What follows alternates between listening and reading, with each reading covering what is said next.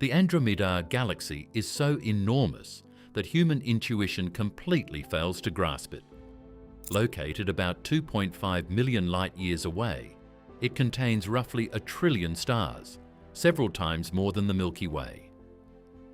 Even traveling at the speed of light, it would take 220,000 years just to cross from one side of Andromeda to the other. Through telescopes, it appears as a faint blur in the night sky, but in reality, it is a colossal rotating city of stars stretching across distances so vast that entire civilizations could rise and vanish before light from one side reaches the other. What makes Andromeda even more unsettling is that it is moving directly toward us at around 110 kilometers per second. In about 4.5 billion years, the Milky Way and Andromeda will collide in one of the largest events in local cosmic history. Yet even during this galactic merger, the stars themselves will almost never hit each other because the emptiness between stars is far greater than most people imagine. The galaxy that was never just a smudge. On a sufficiently dark site, Andromeda is visible to the naked eye as an elongated smudge of light slightly north of the constellation's brightest star, Merak. It has been recorded in astronomical catalogues for over 1,000 years. The Persian astronomer Abd al-Rahman al-Sufi described it in his 964 AD work Book of Fixed Stars as a small cloud, and it appears in various medieval Islamic and European star atlases under different designations before Charles Messier added it to his catalogue in 1764 as Messier 31. For most of recorded history, the question of what that smudge actually was could not be answered, because the question of whether anything lay beyond the Milky Way itself could not be answered. The smudge was simply there, noted, catalogued, and not understood. The understanding, when it finally came, arrived in stages, each more disorienting than the last. The first stage was the realization in the early 20th century that the smudge was not a gas cloud within the Milky Way, but an entirely separate galaxy, a system of hundreds of billions of stars at a distance so vast that even the fastest spacecraft humans have ever built would require tens of millions of years to reach it. The second stage, still ongoing, is the realization that the object we can see with the naked eye, that small cloud catalogued in 964 AD, represents only a fraction of Andromeda's true extent. The visible disk, the part that shows up in standard optical photographs as a bright oval surrounded by a dimming glow, is itself merely the dense inner region of a structure whose full dimensions are almost incomprehensible, even to astronomers who study it professionally. Andromeda is the largest galaxy in the local group by total stellar mass, though not by total mass when dark matter is included. It is classified as a barred spiral galaxy of type SBB in the Hubble classification scheme, with a prominent central bulge, a bar structure crossing the nucleus, and multiple spiral arms extending outward through a disk that is itself tilted approximately 77 degrees relative to our line of sight, which is why it appears as an oval rather than a circle. The inclination is both a blessing and a curse for astronomers. The nearly edge-on perspective makes the three-dimensional structure of the disk partially deducible from the distribution of light and the kinematics of stars measured via Doppler shifts. But it also makes it difficult to cleanly separate the contributions of individual spiral arms and to measure the galaxy's true face-on dimensions. The core fact that most popular accounts of Andromeda either understate or omit entirely is that the object people are imagining when they hear the name is roughly the size of the full moon in the sky. The bright central region of Andromeda, the part captured in typical wide-field photographs, subtends approximately 3 degrees of arc in the longest dimension and about 1 degree in the shorter dimension. For comparison, the full moon subtends approximately 0.5 degrees. So the visible, photographed, commonly reproduced image of Andromeda is already 6 times the diameter of the full Moon as seen from Earth. But the true extent of Andromeda's disk, including its outer regions of lower surface brightness, extends to roughly 5 to 6 degrees in diameter, making the full disk more than 10 times the apparent size of the Moon. And the stellar halo of Andromeda, the vast diffuse cloud of stars and star streams that surrounds the disk, extends to at least 21 degrees from the galaxy's center, meaning the full span of Andromeda's halo structure on the sky covers more than 42 degrees of arc, approximately 84 times the apparent diameter of the full Moon, stretching more than a quarter of the way across the visible sky from one edge to the other. None of this is visible to the naked eye because the outer disk and halo have such low surface brightness that they fall far below the detection threshold of human vision against even a moderately dark sky. The naked eye smudge corresponds to the bright central bulge and the innermost portions of the disk, where stellar density is high enough to produce detectable light. Everything beyond that, the outer disk, the spiral arm extensions, the tidal streams, the globular cluster population scattered across hundreds of thousands of light years, the diffuse stellar halo reaching halfway across the local group, is invisible to unaided human senses. The true Andromeda is a structure that would visually dominate the entire northern sky if our eyes were sensitive enough to detect its full extent. This invisibility is not merely an observational inconvenience.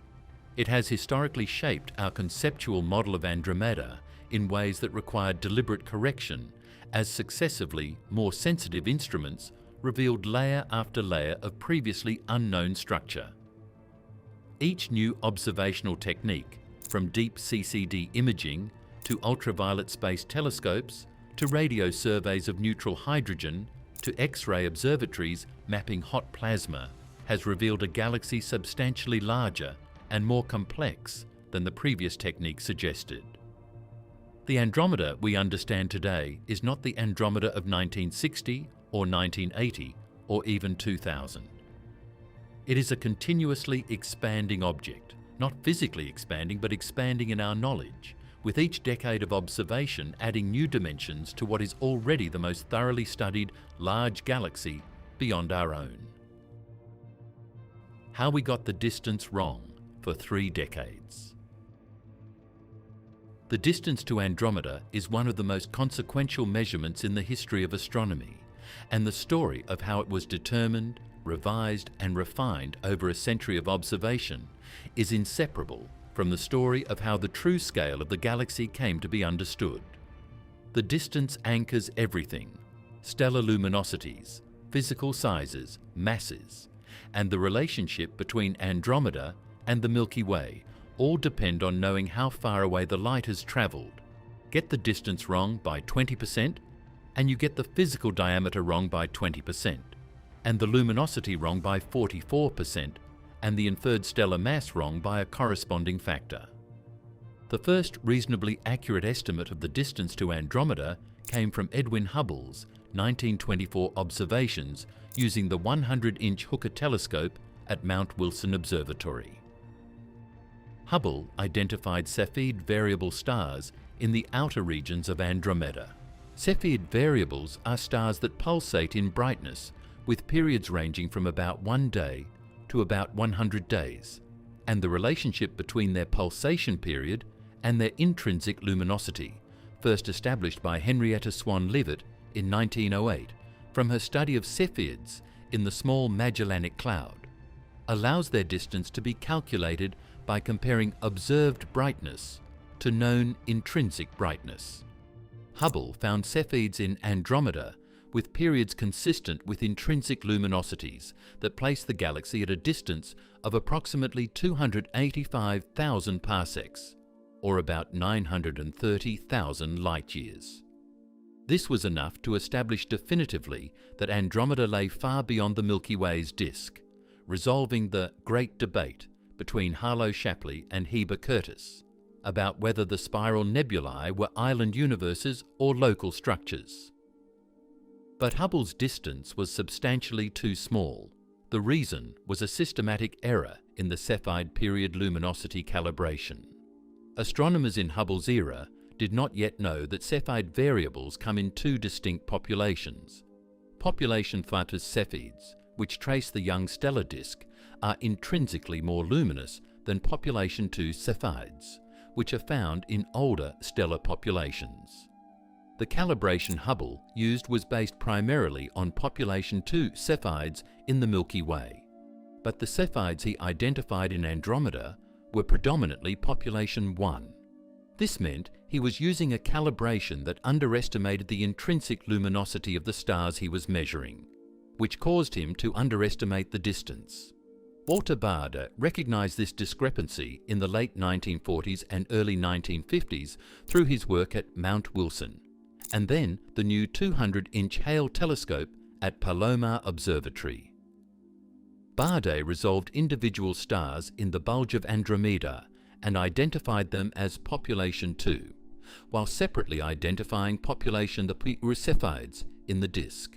He presented a corrected distance of approximately 680,000 parsecs, or about 2.2 million light-years, at the 1952 meeting of the International Astronomical Union in Rome, announcing that the entire extragalactic distance scale needed to be doubled. This revision was a major event in mid-20th century astronomy, because it also doubled the estimated sizes and luminosities of all external galaxies, and, through the Hubble constant, affected estimates of the age and size of the observable universe. Even Baade's revised figure was not the end of the story. Subsequent observations continued to refine the distance, and the modern accepted value has itself evolved through the latter decades of the 20th century. The key advances came from the Hubble Space Telescope, launched in 1990, which could resolve individual Cepheid variables in Andromeda with much greater precision than ground-based telescopes due to the absence of atmospheric turbulence. The Hubble Space Telescope Key project, led by Wendy Friedman and published in 2001, used Cepheid observations in multiple galaxies to calibrate the extragalactic distance scale with unprecedented precision. For Andromeda specifically, the distance derived from Cepheid observations converged on approximately 770 kiloparsecs, or about 2.51 million light-years. This value, 2.51 million light-years, is the number most commonly cited today and is consistent with multiple independent distance indicators.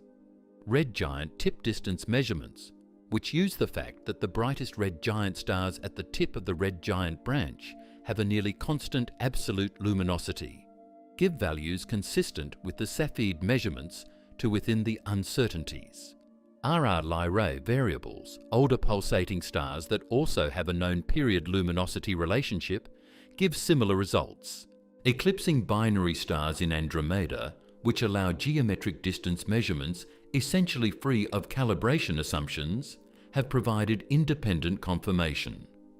A 2005 study by Ribas and collaborators published in Astrophysical Journal measured the distance to the eclipsing binary M31VJ004 or 3799.1292236 as 772 plus or minus 44 kiloparsecs, directly consistent with the Cepheid-based value, the practical consequence of the distance being 2.51 million light-years rather than 930,000 light-years, is that every physical dimension of Andromeda, derived from angular measurements on the sky, must be scaled up by a factor of approximately 2.7, compared to what Hubble's original estimate would have implied. The apparent diameter of the bright disk, which subtends about 3 degrees, translates at 2.51 million light-years to a physical diameter of approximately 130,000 light-years. The full extent of the outer disk at low surface brightness, spanning about 6 degrees, corresponds to about 260,000 light-years, and the stellar halo, extending to 21 degrees, reaches to a physical radius of approximately 500,000 light-years. These numbers characterize a structure of genuinely exceptional scale, one that, if it were somehow possible to see the whole of Andromeda in a single glance, would be difficult to hold in the mind as a single object. The distance calibration also affected estimates of Andromeda's luminosity and stellar mass. At the modern distance, Andromeda's total V-band luminosity is approximately 2.6 times 10 to the 10 solar luminosities, placing it among the more luminous spiral galaxies known. The stellar mass derived from the luminosity combined with models of the stellar population is estimated at approximately 10 to the 11 solar masses, though this figure carries substantial uncertainty related to assumptions about the initial mass function of stars and the age distribution of the stellar population.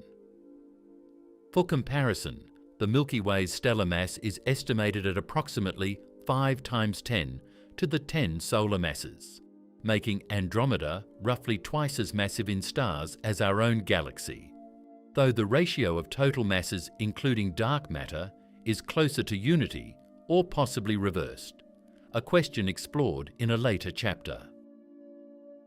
The stellar census and why the number keeps growing. Counting the stars in Andromeda is not a simple task of adding up points of light.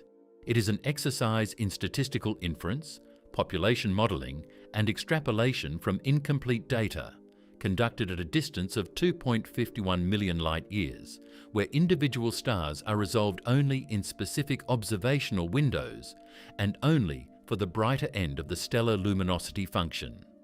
The total stellar count for Andromeda that appears in textbooks and popular articles is typically cited as approximately 1 trillion stars, or 10 to the 12.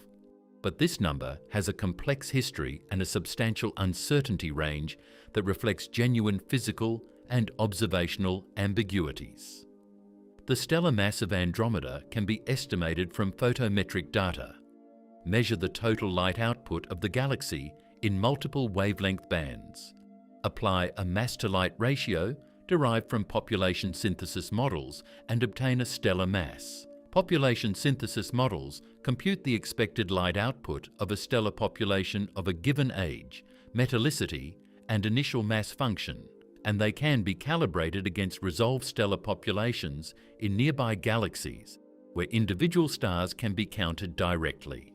The problem is that the mass-to-light ratio depends sensitively on the assumed initial mass function, particularly at the low mass end of the stellar distribution, where red and brown dwarf stars contribute negligibly to the light, but potentially significantly to the mass. A stellar population rich in low-mass stars can have a mass-to-light ratio several times larger than one dominated by intermediate mass stars, which means the total stellar mass estimate carries a factor of a few uncertainty even with precise photometric data. The panchromatic Hubble Andromeda Treasury, known as PHAT, is the most extensive resolved star survey of Andromeda ever conducted. The PHAT program, led by Julianne Dalcanton at the University of Washington and published in a major series of papers beginning in 2012, used the Hubble Space Telescope's Wide Field Camera 3 and Advanced Camera for Surveys to image approximately 1/3 of Andromeda's star-forming disk in 6 wavelength bands from ultraviolet to near-infrared. The survey resolved approximately 117 million individual stars over a mosaic covering roughly 0.5 square degrees of Andromeda's disk, representing the most detailed stellar census of any external galaxy. The PHAT data allowed direct measurements of stellar populations across different regions of Andromeda's disk, revealing variations in star formation history, metallicity, and stellar age as a function of position within the galaxy.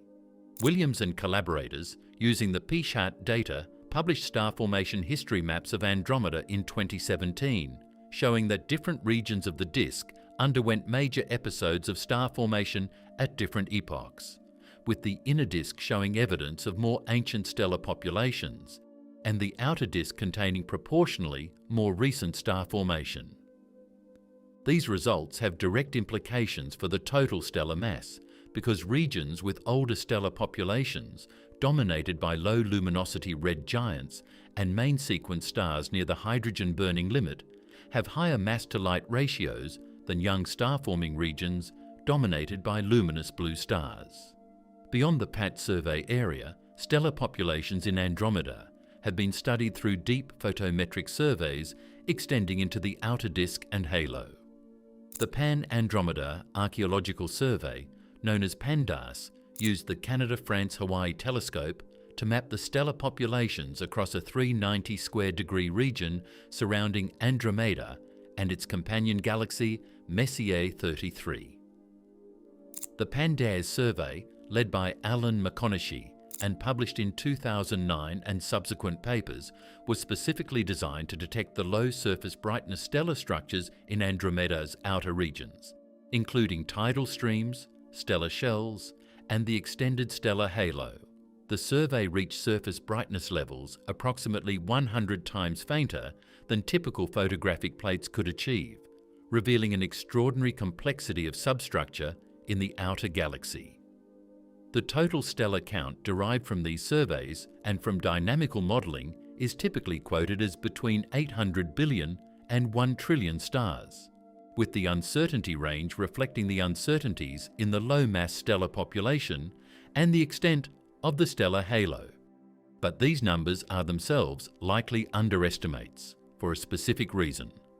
The stellar halo of Andromeda, which extends to at least 500,000 light-years from the centre, contributes a mass of stars that is difficult to measure directly because the halo stars are individually very faint, very widely dispersed and confusingly blended with foreground Milky Way stars in the photometric catalogues. The halo stellar mass of Andromeda was estimated by Gilbert and collaborators in a 2012 paper based on spectroscopic surveys of red giant stars at large galactocentric radii.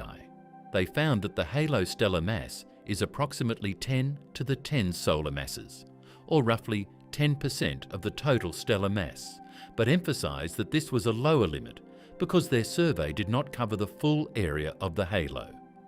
An extrapolation based on the spatial profile of halo stars suggests the full halo could contain several times 10 to the 10 solar masses, which would increase the total stellar count by a corresponding amount.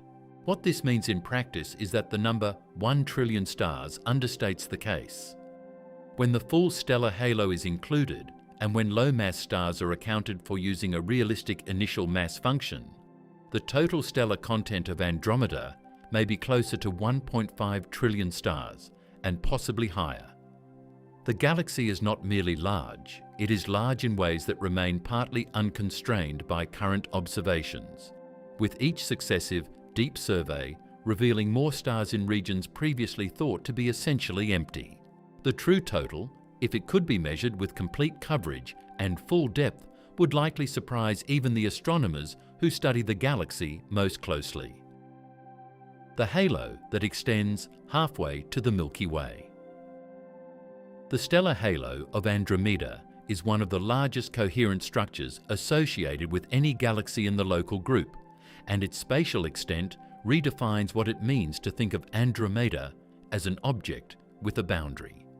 The concept of a galaxy having an edge is intuitive when applied to the bright disk, which has a relatively sharp decline in surface brightness at its outer radius, but it breaks down entirely when applied to the full halo.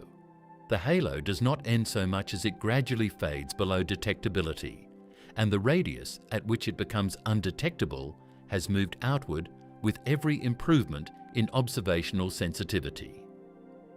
The modern understanding of Andromeda's halo was substantially shaped by the Pan-Andromeda Archaeological Survey, which mapped stellar populations across an area equivalent to roughly 1.4 million light-years on a side, centered on Andromeda, to a depth of approximately 36th magnitude in the G and I photometric bands of the Canada-France-Hawaii telescope's MegaCam instrument. At this depth, individual red giant branch stars near the tip of the red giant branch can be detected at the distance of Andromeda and used as traces of the stellar population throughout the halo. The survey detected Andromeda's halo stars at distances up to approximately 500,000 light-years from the galaxy's center, corresponding to a projected distance of roughly 200 kiloparsecs. The significance of 500,000 light-years is best appreciated by comparison to the geometry of the local group. The Milky Way and Andromeda are separated by approximately 2.51 million light-years in projection. The true three-dimensional separation is uncertain because the component of the velocity perpendicular to the line of sight, the tangential velocity, has only recently been constrained by proper motion measurements. The best current estimate of the three-dimensional separation is between 2.5 and 2.8 million light-years. Half of this separation is approximately 1.25 to 1.4 million light-years. Andromeda's halo extends to 500,000 light-years, which is roughly 1/3 to 2/5 of the distance to the Milky Way. In other words, Andromeda's stellar halo reaches more than 1/3 of the way across the gap between the two galaxies. If the Milky Way's halo, which is thought to extend to a comparable fraction of its virial radius, is similarly extensive, then the outer halos of the Milky Way and Andromeda are likely already overlapping or nearly so, even though the bright disks of the two galaxies are separated by 2.51 million light-years. The stellar density in these overlapping halo regions is extremely low, far below what could be detected with any current instrument, even with targeted observations. But the principle is significant. The two largest galaxies in the local group are not cleanly separated objects with well-defined boundaries. They are diffuse, extended structures whose outer envelopes interpenetrate across the entire gap between them. The gaseous halo of Andromeda extends even further than the stellar halo. X-ray observations of the hot gas surrounding Andromeda, conducted with the XMM Newton Space Observatory and reported by Dye and collaborators in a 2012 paper in the Astrophysical Journal, detected a diffuse corona of hot plasma at temperatures of approximately 1 to 2 million Kelvin, extending to a projected radius of at least 30 kiloparsecs from the center of Andromeda. More recent analyses, combining XMM Newton data with Chandra observations, have pushed the detected extent of the hot corona to larger radii, though the low surface brightness of the emission makes detection beyond 100 kiloparsecs very difficult with current instrumentation. The total mass of the hot gaseous halo is estimated to be a substantial fraction of the total baryonic mass of the galaxy. Bogdan and collaborators, in a 2015 analysis of Chandra and XMM Newton data, estimated that the hot halo of Andromeda within 200 kiloparsecs contains approximately 10 to the 10 solar masses of hot gas, comparable to the entire stellar mass of a medium-sized galaxy.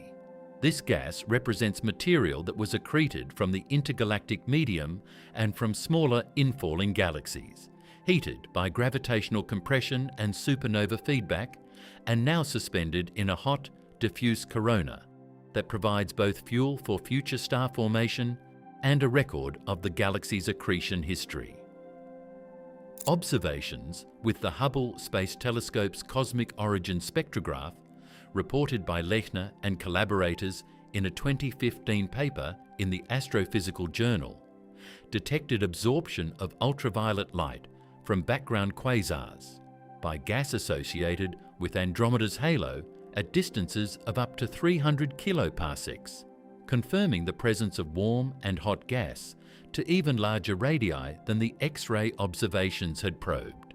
The gas detected in this way was found to be metal-enriched, containing oxygen, silicon, and carbon at approximately solar abundances, indicating that it had been processed through stars and expelled from Andromeda's disk by supernova-driven winds at some point in the galaxy's past. The combination of stellar warm gas and hot gas components gives Andromeda a total circumgalactic medium, the term for all the material surrounding, but not within the disk, that extends to radii of hundreds of kiloparsecs and contains mass comparable to or exceeding the stellar mass of the galaxy itself. This circumgalactic medium is not a passive reservoir.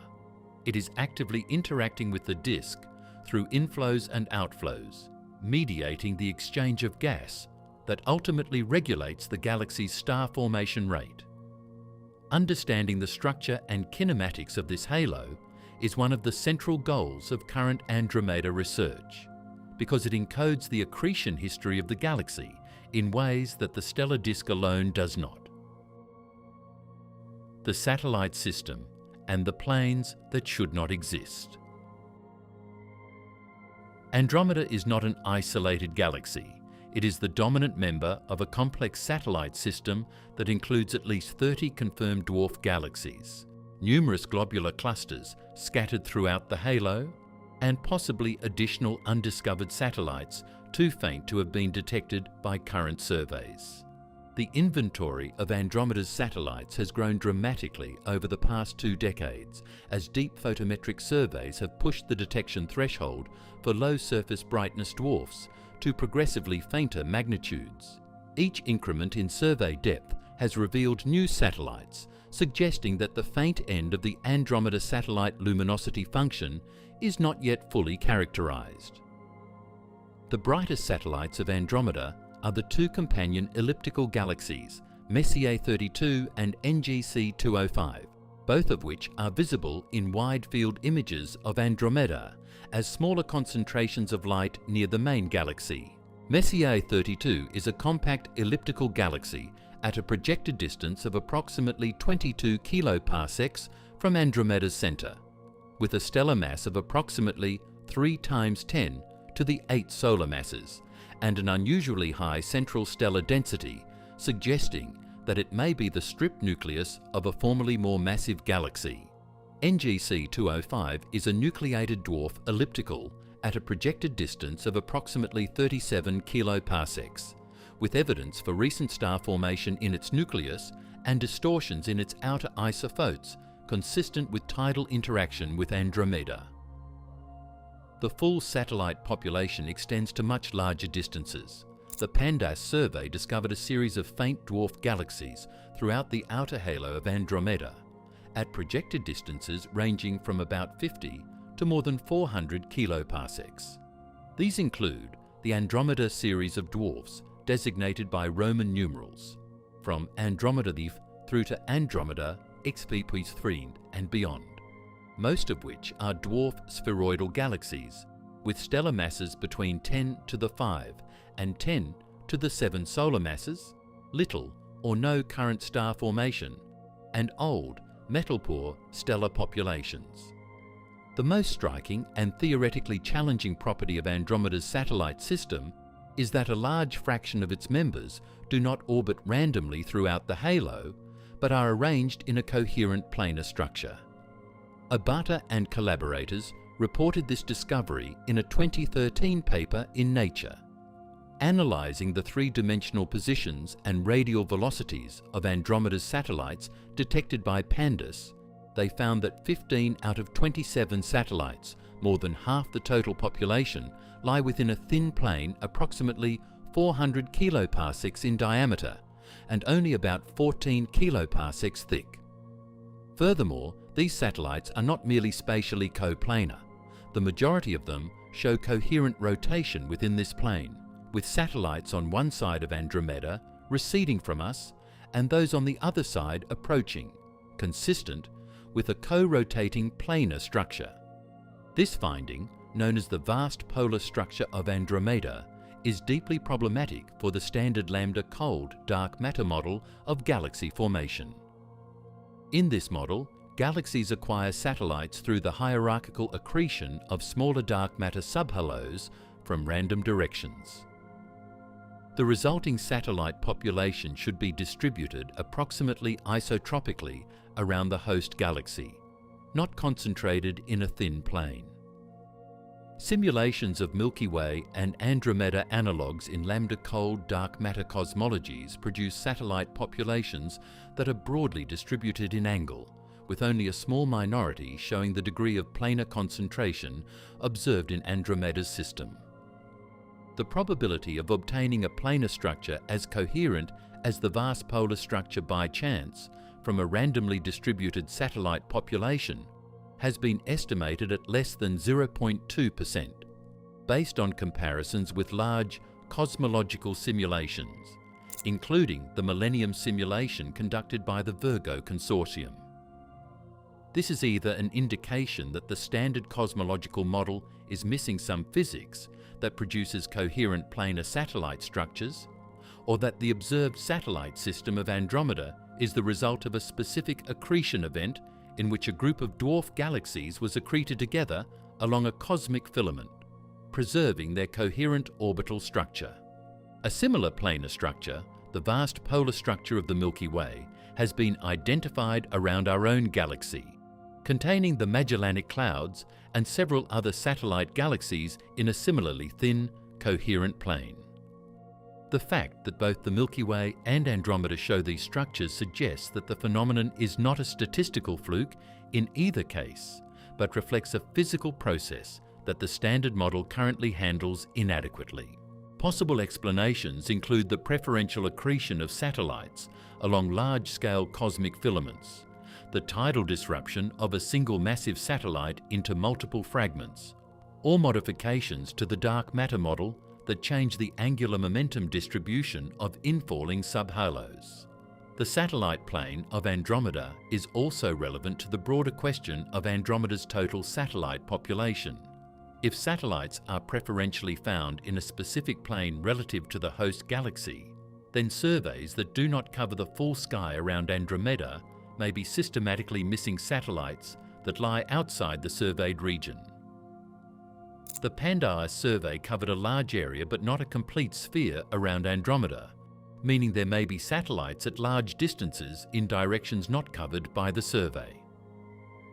Given the known satellite population and the detected luminosity function, models predict that Andromeda should have on the order of several hundred satellite galaxies brighter than absolute magnitude -5, most of which remain undetected because they lie at large distances where current surveys lack the sensitivity to detect them. The full satellite system of Andromeda, when eventually mapped completely, may be substantially richer than current observations suggest. Dark matter in Andromeda and what the rotation curve reveals. The dark matter content of Andromeda is one of the most important and debated quantities in nearby galaxy astronomy. Dark matter dominates the total mass of the galaxy at large radii, determines the orbital dynamics of satellite galaxies and globular clusters throughout the halo, and sets the context for the eventual merger with the Milky Way. Measuring it requires observational traces that sample the gravitational potential at large distances from the centre, where the baryonic matter is sparse and the dark matter contribution to the total mass is large. The most direct approach to measuring dark matter in disk galaxies is the rotation curve method, which uses the observed circular velocity of gas and stars at different radii to infer the total gravitational mass enclosed within each radius. For a galaxy in which circular orbits are maintained, the circular velocity at radius r is related to the enclosed mass m by v² equals g times m divided by r, where g is the gravitational constant. If the enclosed mass were dominated by stars concentrated in the disk and bulge, the circular velocity would rise in the inner regions and then fall off at large radii as the enclosed mass increased more slowly than the radius. This fall-off was what astronomers expected to find when they first measured galaxy rotation curves in the mid-20th century. What they actually found was that the rotation curves of spiral galaxies, including Andromeda, do not fall off at large radii. They remain approximately flat or even slightly rising to the largest radii at which measurements can be made. This was documented in a landmark series of papers by Vera Rubin and collaborators beginning in 1978, and the interpretation, developed in parallel with theoretical work by Jeremiah Ostraker, Jim Peebles, Amos Yahill, and others, is that there must be a massive, spherically distributed component of matter surrounding the visible disk that provides the additional gravitational attraction needed to maintain high circular velocities at large radii. This is the dark matter halo. For Andromeda specifically, the rotation curve has been measured using neutral hydrogen radio observations, which trace the gaseous disk to larger radii than stellar observations can reach, and using planetary nebulae and globular clusters as kinematic traces at even larger radii. The neutral hydrogen rotation curve of Andromeda was studied by Chemin and collaborators in a 2009 paper in the Astronomical Journal using data from the Very Large Array and the Westerbork Synthesis Radio Telescope. They measured the circular velocity profile from approximately 4 kiloparsecs to about 37 kiloparsecs from the center and found a rotation curve that is approximately flat at about 225 to 240 kilometers per second throughout this range, with some deviations associated with the spiral arm structure and the influence of the bar. At larger radii, beyond the extent of the neutral hydrogen disk, the gravitational potential of Andromeda must be probed using discrete dynamical traces. Satellite galaxies, globular clusters, and planetary nebulae in the outer halo have velocities that reflect the total enclosed mass, and statistical analysis of their velocity distributions can constrain the halo mass profile. Watkins and collaborators, in a 2010 paper in the monthly notices of the Royal Astronomical Society, used a sample of 23 satellite galaxies and globular clusters at projected radii between 10 and 300 kiloparsecs to estimate the total mass of Andromeda within 300 kiloparsecs. Their estimate was approximately 1.4 times 10 to the 12 solar masses, with the uncertainty range extending from about 8 times 10 to the 11 to about 2 times 10 to the 12 solar masses. More recent analyses using larger samples of kinematic traces have refined this estimate. Posti and Helmy, in a 2019 paper in Astronomy and Astrophysics, combined data on satellite galaxies with the kinematics of the stellar halo to estimate the total masses of both the Milky Way and Andromeda. Their result for Andromeda's total mass within the virial radius was approximately 8 times 10 to the 11 solar masses, notably less than some earlier estimates and comparable to, or slightly less than, their Milky Way mass estimate of approximately 1.3 times 10 to the 12 solar masses. This finding, if correct, would mean that the Milky Way is actually the more massive galaxy in the local group, despite having a smaller stellar mass, because the Milky Way's dark matter halo is larger relative to its stellar content. The ratio of dark matter to baryonic matter in Andromeda depends on which mass estimate you use and how far out you integrate the halo. Within a radius of 300 kiloparsecs, the total mass is approximately 10 to the 12 solar masses, while the stellar and gas mass combined is roughly 1.5 times 10 to the 11 solar masses. This gives a dark to baryonic ratio of roughly 5 to 7, meaning dark matter accounts for between 83 and 87% of the total mass within this radius. At the full virial radius, which models place at approximately 200 to 250 kiloparsecs for Andromeda, the dark matter fraction is even larger because the stellar population is more concentrated toward the center, while the dark matter halo extends to larger radii. The shape and density profile of Andromeda's dark matter halo have been modelled using both the kinematic data and numerical simulations. The NFW profile, proposed by Navarro, Frank and White in 1996, based on cosmological dark matter simulations, predicts a specific relationship between the concentration of the halo and its total mass. Fits to Andromeda's kinematic data generally prefer NFW profiles with concentrations in the range of 10 to 20. Which is roughly consistent with the predictions of lambda cold dark matter simulations for halos of this mass, providing a consistency check on the broader cosmological model while leaving the total mass uncertain at the factor of 2 level. The stream that wraps around the entire galaxy.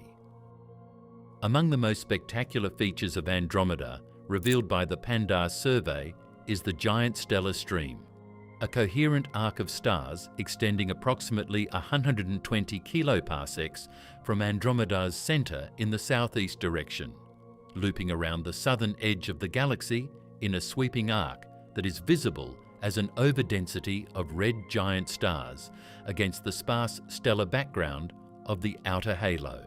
The giant stellar stream is the most massive and most prominent tidal debris feature known in the local group, and its existence provides direct evidence that Andromeda has undergone a major merger event within the past few billion years, accreting a dwarf galaxy of significant mass that was disrupted by tidal forces and dispersed along its orbit.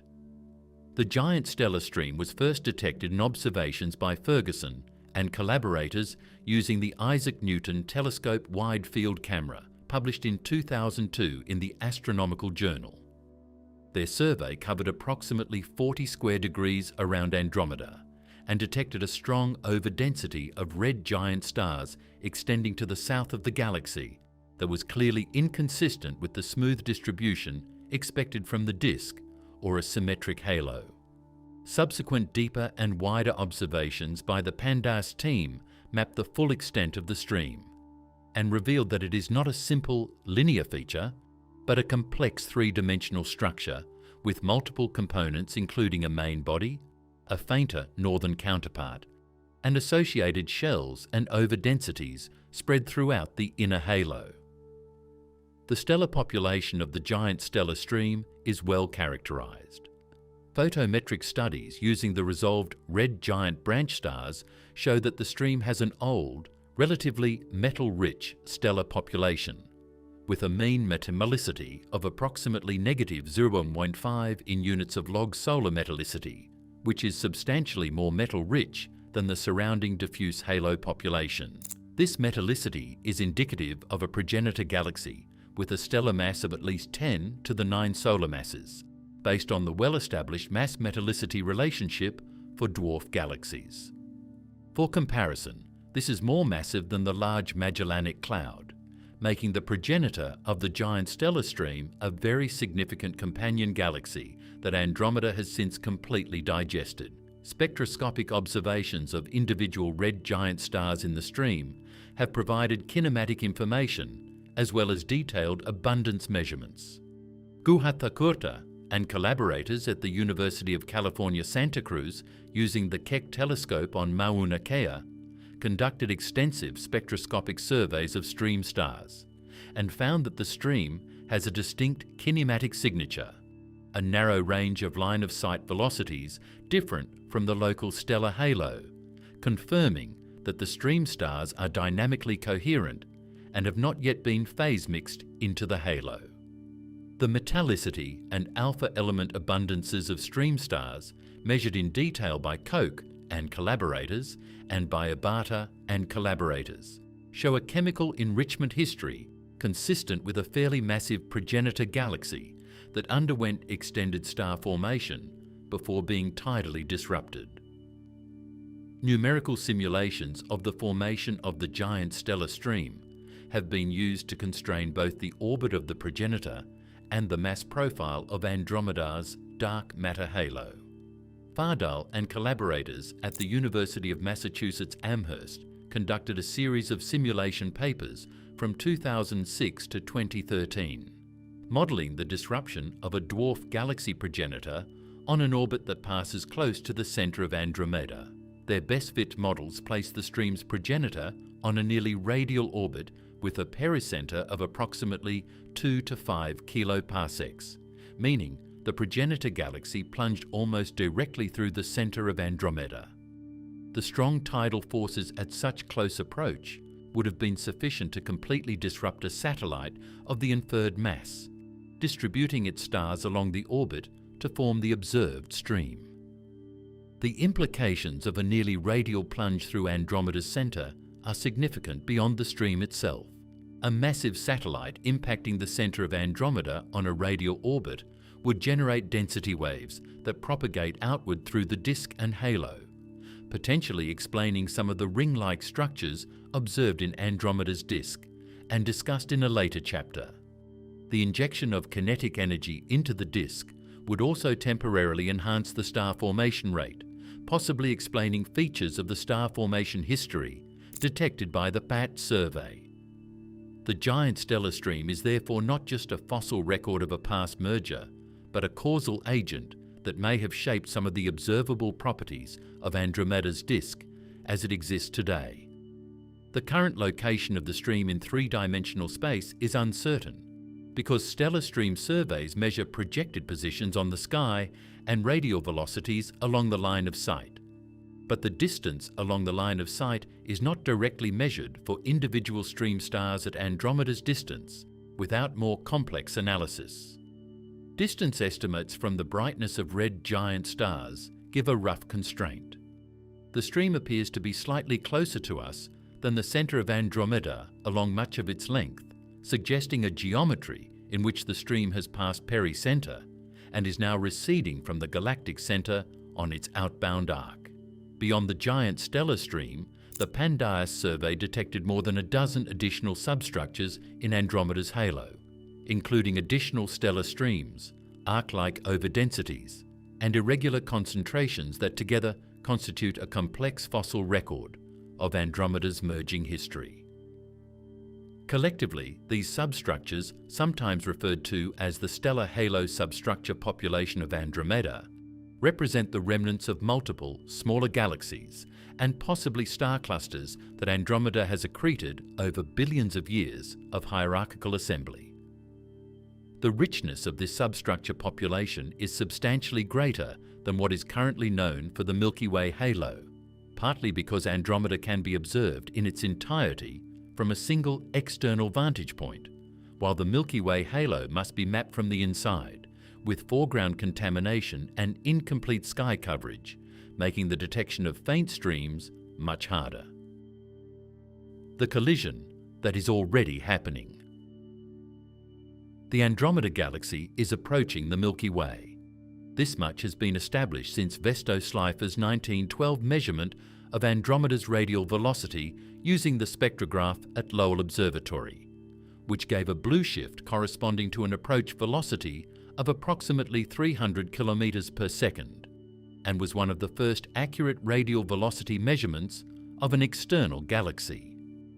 For more than a century after Slipher's measurement, the radial velocity was the only kinematic quantity available, and the question of whether Andromeda would actually collide with the Milky Way or merely make a close pass depended entirely on the unknown tangential component of the velocity. If the tangential velocity was sufficiently large, Andromeda's orbit around the centre of mass of the local group would be more circular than radial, and the two galaxies might miss each other entirely or make only a distant approach.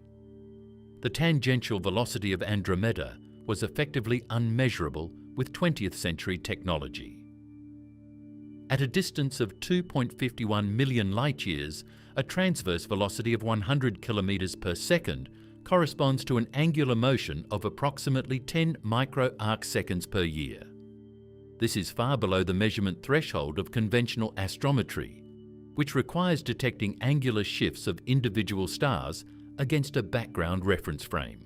The only realistic way to measure such small proper motions is with space-based optical interferometry, or with radio very long baseline interferometry using masers as kinematic tracers. The crucial measurement was made using the Hubble Space Telescope and published by Sohn, Anderson and van der Marel in 2012 in the Astrophysical Journal. They used the advanced camera for surveys to measure the proper motions of stars in 3 separate fields in Andromeda, each observed at 2 epochs separated by approximately 5 to 7 years. The proper motions were measured by comparing the positions of Andromeda stars relative to background galaxies used as a fixed reference frame. The measured proper motions were on the order of tens of micro-arcseconds per year, at the extreme limit of what Hubble's astrometric precision could achieve. The result was definitive. The tangential velocity of Andromeda relative to the Milky Way is approximately 17 kilometers per second, with an uncertainty of about 17 kilometers per second as well. The tangential velocity is therefore consistent with zero, and the 1 sigma upper limit is small enough to confirm that Andromeda is on a nearly radial trajectory toward the Milky Way.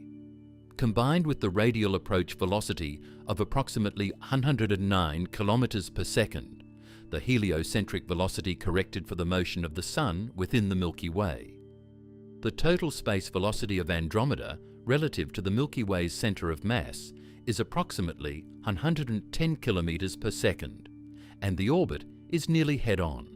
Cox and Loeb at Harvard published a detailed simulation of the Milky Way Andromeda collision in 2008 in the Astrophysical Journal, using the observed masses and kinematics as constraints and modeling the collision with an N-body plus smooth particle hydrodynamics code that included gas dynamics and star formation. They found that the first close approach between the two galaxies occurs approximately 3.87 billion years from now. The galaxies complete 2 to 3 orbital passes over the following billion years, and the final merger, in which the two galaxies coalesce into a single elliptical system, occurs approximately 5 to 7 billion years from now.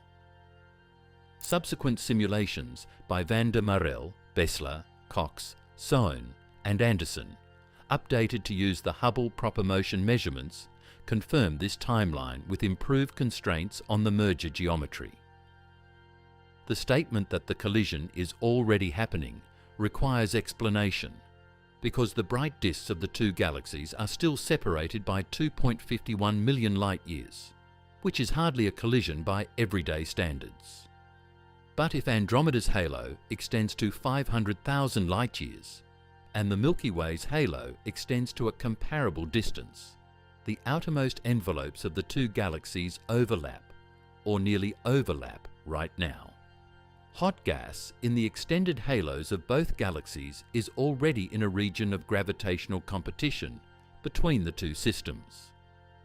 The gravitational tidal forces each galaxy exerts on the other are already detectable in principle, though measuring them requires comparing the observed shapes of the outer halos to predictions for isolated galaxies.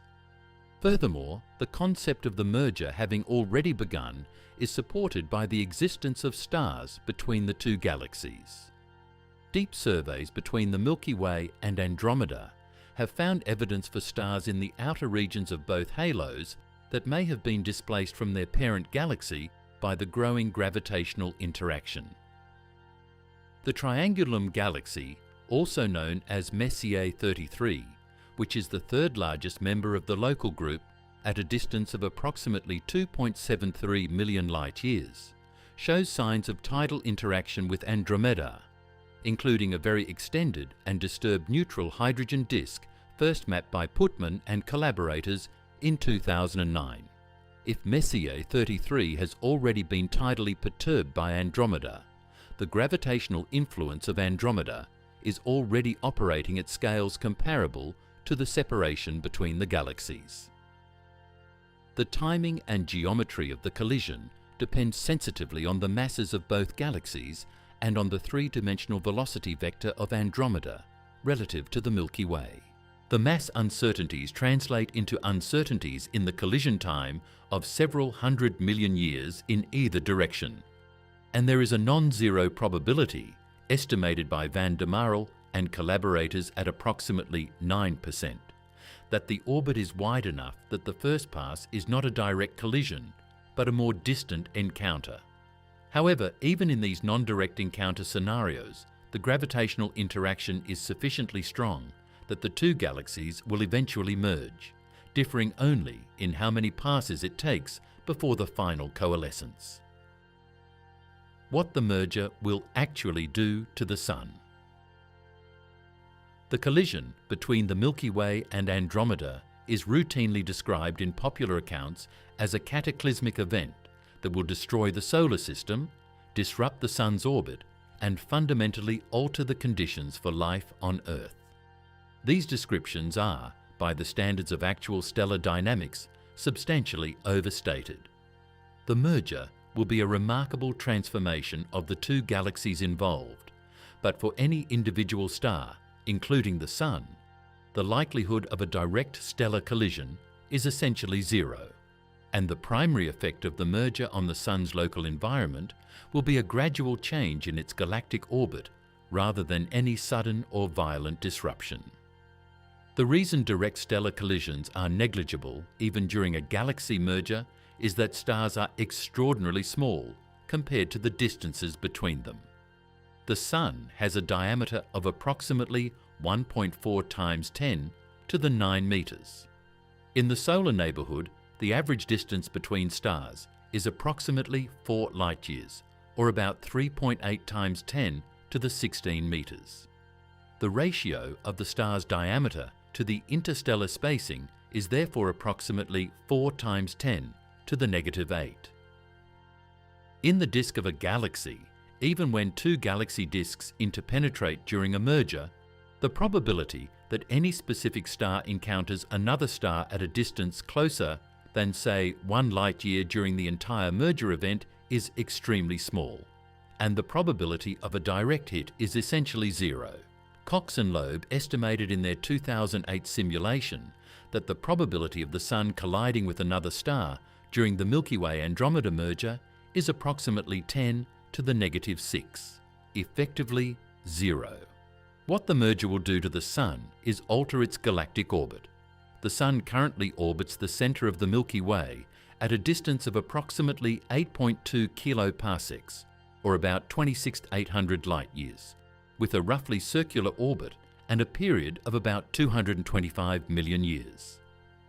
During the merger, the gravitational potential of the Milky Way will be severely disrupted by the approaching Andromeda Galaxy.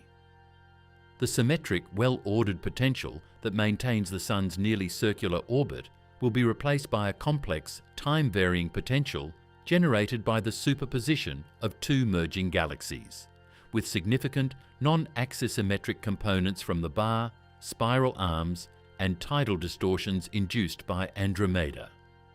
The n-body simulations of the merger track what happens to particles initially on orbits resembling the Sun's.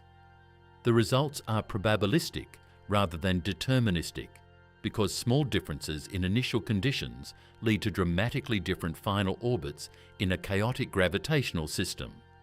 Cox and Loeb found that the Sun's most likely outcome is to be scattered to a significantly larger galactic orbit, potentially placing it at a distance of tens of kiloparsecs from the eventual merged system center, corresponding to the outer halo of the resulting elliptical galaxy.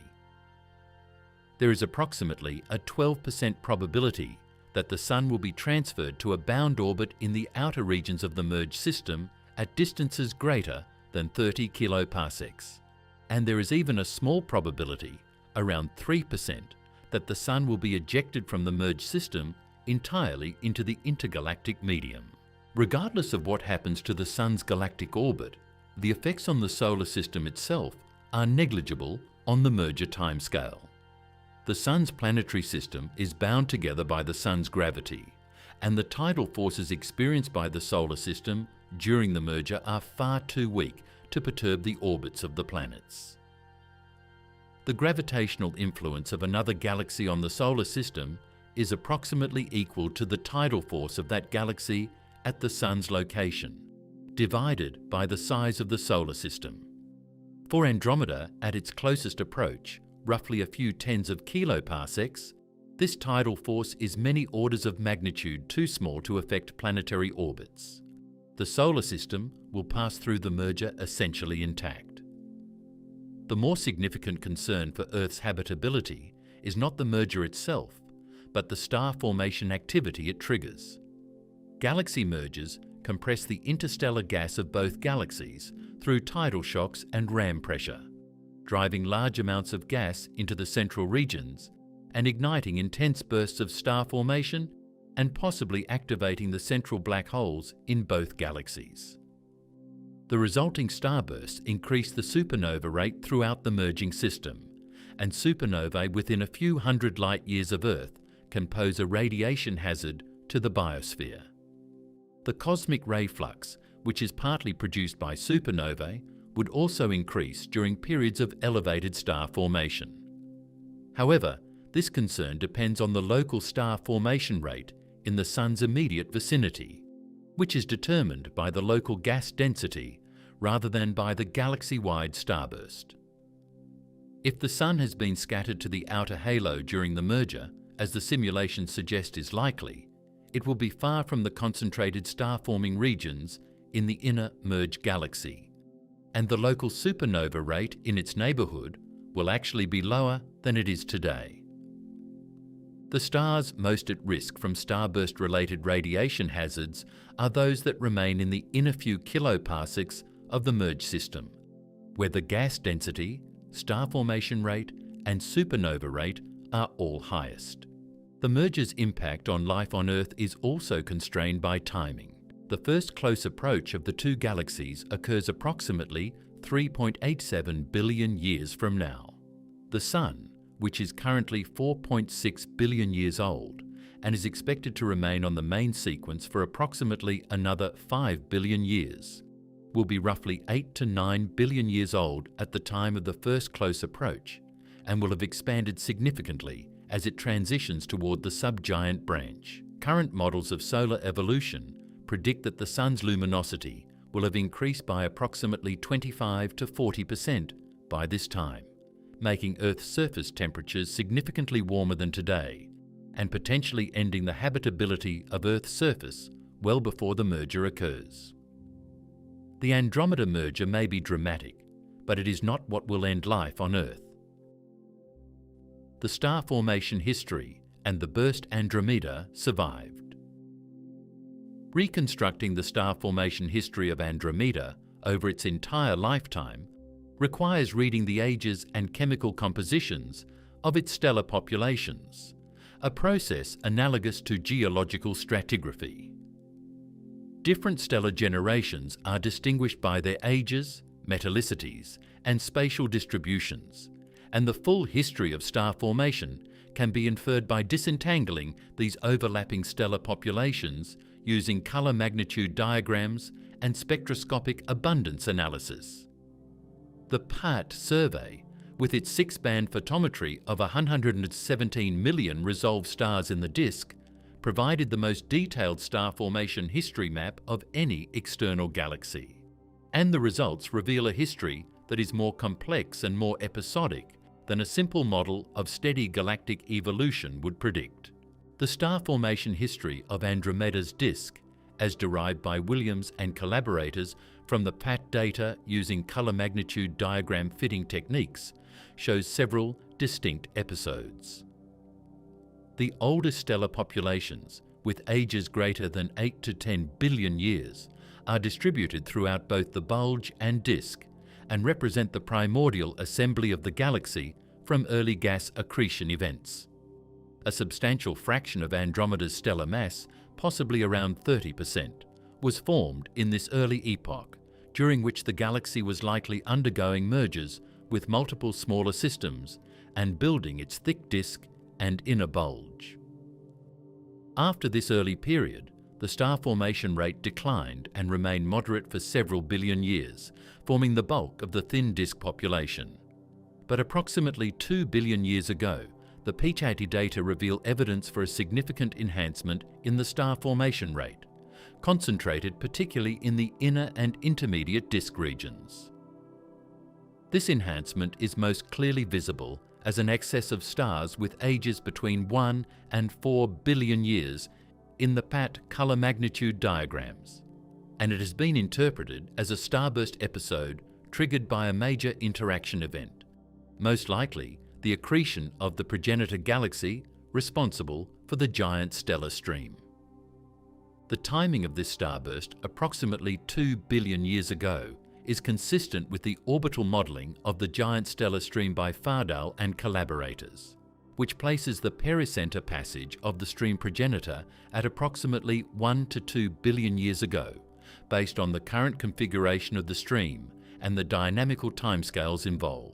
If the progenitor of the giant stellar stream was indeed a galaxy of stellar mass 10 to the 9 solar masses or larger, its close passage through the centre of Andromeda would have compressed and shock-heated the interstellar gas in Andromeda's disk, triggering a burst of star formation that would have increased the galaxy-wide star formation rate by a factor of several above its pre-interaction level. The present-day star formation rate of Andromeda is estimated at approximately 0.25 to 0.4 solar masses per year, based on ultraviolet observations with the Galaxy Evolution Explorer satellite and far-infrared observations sensitive to dust-obscured star formation. For comparison, the Milky Way's current star formation rate is approximately 1 to 2 solar masses per year, making Andromeda a significantly less active star-forming galaxy at the present epoch, despite its larger stellar mass. This apparent star formation deficit in Andromeda relative to the Milky Way has been discussed in the context of Andromeda being a green valley galaxy, a galaxy that is transitioning from the actively star-forming blue sequence to the passively evolving red sequence, with star formation having been partially quenched by the exhaustion of gas and possibly by feedback from the central black hole. The outer disk of Andromeda tells a different story than the inner disk. Beyond a galactocentric radius of approximately 20 kiloparsecs, the PAT survey and complementary observations from ground-based telescopes find relatively more young and intermediate-age stars compared to the inner disk, suggesting that star formation has continued more vigorously in the outer disk in recent times than in the inner disk. This outside-in quenching pattern, where star formation persists longer in the outer galaxy while being suppressed in the inner regions, is consistent with theoretical models in which feedback from the central black hole and ram pressure from the hot gaseous corona preferentially suppress star formation in the inner disk, while the outer disk continues to accrete gas from the circumgalactic medium and form stars from it. The chemical enrichment history of Andromeda's stellar populations, as traced by the metallicity distribution of red giant stars measured spectroscopically, shows a clear gradient with galactocentric radius. Stars in the inner disk and bulge have metallicities near or above solar, while stars in the outer disk and halo show progressively lower metallicities, reaching roughly 1/10 solar in the most distant halo stars. This metallicity gradient reflects both the inside-out growth of the disk, in which the inner regions formed earlier and had more time to enrich their gas through multiple generations of star formation and supernova feedback, and the accretion of metal-poor material from the outer halo and from merging dwarf galaxies with low metallicities. The total mass of stars formed over Andromeda's lifetime, integrated from the star formation history, is approximately 1.5 times 10 to the 11 solar masses, with roughly half having been formed in the first 5 billion years and the other half over the subsequent 8 billion years. The difference between this total formed mass and the current stellar mass of approximately 10 to the 11 solar masses reflects the return of mass to the interstellar medium through stellar winds and supernova explosions. Massive stars live only a few million years and then return most of their mass to the ISM, while the surviving low-mass stars accumulate over cosmic time to build the current stellar mass. The efficiency with which the galaxy has retained and recycled this material is a function of its halo mass, with Andromeda's deep gravitational potential well ensuring that most of the supernova ejecta is retained rather than expelled as a galactic wind into the intergalactic medium. The supermassive black hole that has a double core. At the center of Andromeda lies one of the most unusual nuclear structures known in any nearby galaxy. Unlike the Milky Way's central black hole, Sagittarius A star, which sits at the center of a relatively simple nuclear star cluster and has been imaged directly by the Event Horizon Telescope collaboration, Andromeda's nucleus presents a morphology that took decades to explain and that remains a subject of ongoing investigation. The nucleus of Andromeda contains two brightness peaks, designated P1 and P2, separated by approximately 0.49 arcseconds on the sky, corresponding to a physical separation of approximately 1.8 parsecs or about 5.9 light-years at Andromeda's distance. This double nucleus was first clearly resolved in Hubble Space Telescope images obtained in 1993 and reported by Todd Lauer and collaborators in the Astronomical Journal, and its explanation required a theoretical framework that was neither obvious nor intuitively simple. The naive interpretation of two brightness peaks in a galactic nucleus would be that there are two black holes, the remnants of a previous merger event in which two galaxies each brought their central black hole, and the two holes have not yet spiraled together to form a single merged black hole. This interpretation appears at first to be strongly supported by the geometry. The separation of 1.8 parsecs is consistent with the separations predicted for black hole pairs in the late stages of a galactic merger, after the two holes have sunk to the center through dynamical friction, but before gravitational wave emission has driven them to final coalescence. But the double nucleus of Andromeda is not in fact two black holes. The explanation, developed theoretically by Scott Tremaine of the Institute for Advanced Study and published in the Astronomical Journal in 1995, is that P1 and P2 represent a single black hole surrounded by an eccentric disk of stars. The key insight is that stars in a sufficiently dense nuclear star cluster orbiting a central black hole can be driven into highly eccentric orbits that are nearly aligned in their orientation, a configuration called an eccentric nuclear disk. In such a disk, stars spend most of their orbital time near the apocenter of their orbits, the point farthest from the black hole, because orbital velocity is lowest at apocenter. The apocentric pileup of stars creates a brightness enhancement at the location of the apocenters, even though there is only a single black hole at the center. In Tremaine's model, P1 represents the brightness enhancement from the apocentric concentration of stars in the eccentric disk, while P2 represents the actual location of the black hole, surrounded by a compact cluster of younger stars that lie on more nearly circular orbits.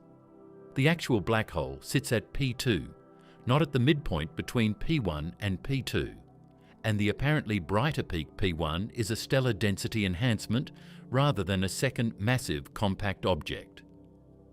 This interpretation was supported by detailed dynamical modelling of the stellar kinematics in the nucleus using Hubble spectroscopy, which showed velocity dispersions at P2 consistent with a black hole of approximately 1.4 times 10 to the 8 solar masses, surrounded by a compact young stellar cluster, while the kinematics of P1 were consistent with an eccentric stellar disk rather than a second massive body. Subsequent Hubble observations with improved instrumentation refined the black hole mass estimate. Bender and collaborators, in a 2005 paper in the Astrophysical Journal, used the Space Telescope imaging spectrograph to measure stellar velocities within a few parsecs of P2 and obtained a black hole mass of 1.4 times 10 to the 8 solar masses, with an uncertainty of about 30%. For comparison, the Milky Way's central black hole, Sagittarius A star, has a mass of approximately 4.1 times 10 to the 6 solar masses, making Andromeda's central black hole approximately 35 times more massive than our own.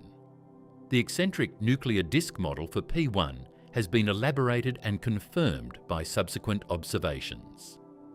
Lauer and collaborators used the Hubble Advanced Camera for surveys to obtain high-resolution images in multiple wavelength bands and found that the disk has a well-defined structure with a major axis aligned at a specific position angle and an eccentricity that varies as a function of radius in a way consistent with Tremaine's theoretical predictions.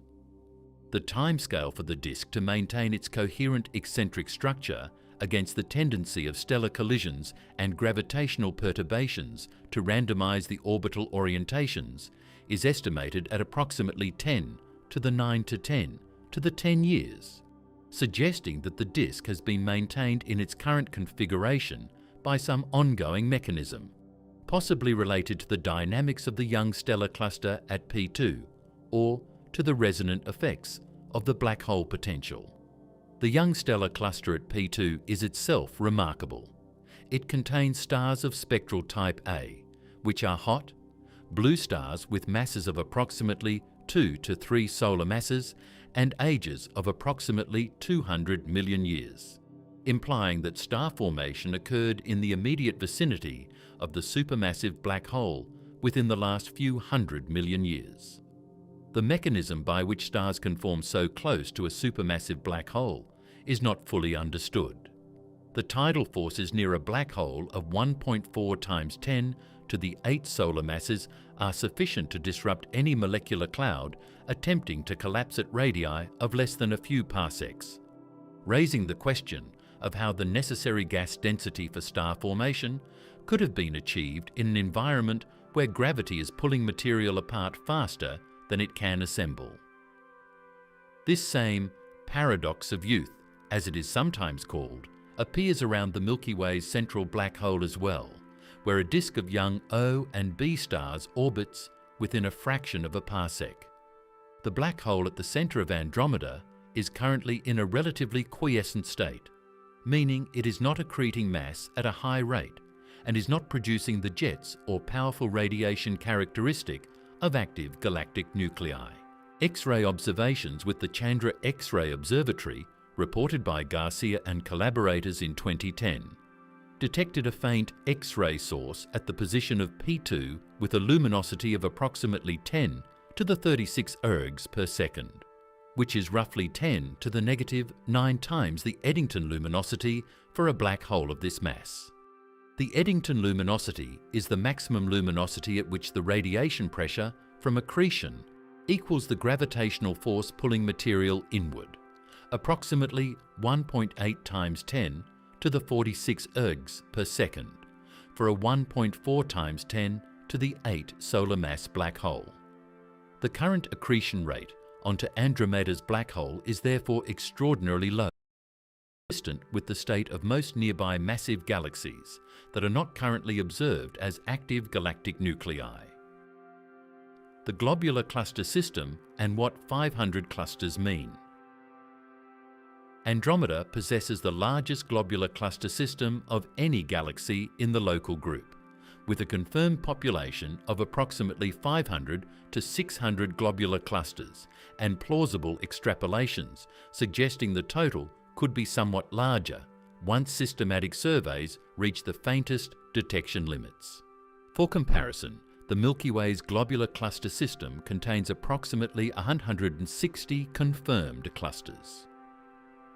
The richness of Andromeda's globular cluster system relative to the Milky Way's is broadly consistent with Andromeda's larger stellar mass, since the number of globular clusters a galaxy hosts is known to scale roughly with total galaxy mass. But the sheer number also means that Andromeda's cluster system provides a far richer archive of information about the galaxy's formation history than the Milky Way system does for our own galaxy. Globular clusters are among the oldest objects in the universe. Formed in the intense star-forming episodes of the early universe, mostly at redshifts greater than 2 corresponding to look-back times greater than 10 billion years, they retain in their stellar populations a fossil record of the conditions prevailing in the galaxies and proto-galactic fragments that gave birth to them. The ages, metallicities, and spatial distributions of globular clusters encode information about when and where star formation occurred in the early universe, and about the merging history through which large galaxies like Andromeda assembled their present-day mass. Studying the globular cluster system of Andromeda therefore provides a way to probe the galaxy's assembly history that is complementary to and independent of the star formation history inferred from the disk stellar populations. The most comprehensive catalogue of Andromeda's globular clusters was assembled through the revised Bologna catalogue, maintained by Valentina Federici and collaborators and updated through multiple editions. The revised Bologna catalogue version 5, published in 2012, compiled photometric and spectroscopic data for 25307 candidate objects in the Andromeda system. of which 693 were classified as confirmed or likely globular clusters based on their morphology, colours, and spectroscopic properties.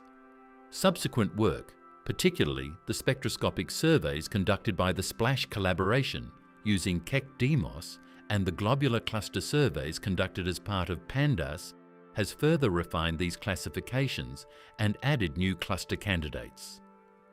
The spatial distribution of Andromeda's globular clusters extends throughout the entire halo, not just the disk. While a concentration of clusters is found projected onto the disk and bulge, as is also the case for the Milky Way, a substantial population of clusters is distributed throughout the stellar halo at projected radii from a few kiloparsecs to more than 100 kiloparsecs. These outer halo clusters are particularly interesting because many of them are associated with the stellar stream and substructure populations detected by PANDAS, suggesting that they were accreted along with the dwarf galaxies that were tidally disrupted to form the streams. Mackey and collaborators conducted an analysis in 2010, published in the Astrophysical Journal Letters, showing that approximately 50 to 90% of the outer halo globular clusters at projected radii greater than 30 kiloparsecs are spatially associated with photometric substructures detected in the PANDAS survey, strongly supporting the interpretation that these clusters were accreted from disrupted satellite galaxies rather than formed in situ in Andromeda's own halo. The metallicity distribution of Andromeda's globular clusters is bimodal, with a metal poor peak at approximately negative 1.5 in log solar metallicity units and a metal rich peak negative 0.5. This bimodality, also seen in the Milky Way's cluster system and in the globular cluster systems of most large elliptical galaxies, is thought to reflect two distinct formation channels: metal poor clusters formed in the early universe in low metallicity proto-galactic fragments, while metal-rich clusters formed later in denser, more chemically enriched environments, possibly associated with the main body of the galaxy during mergers or gas-rich star-forming episodes. The ratio of metal-poor to metal-rich clusters in Andromeda is roughly consistent with the relative fraction seen in other large spirals and in elliptical galaxies of comparable mass.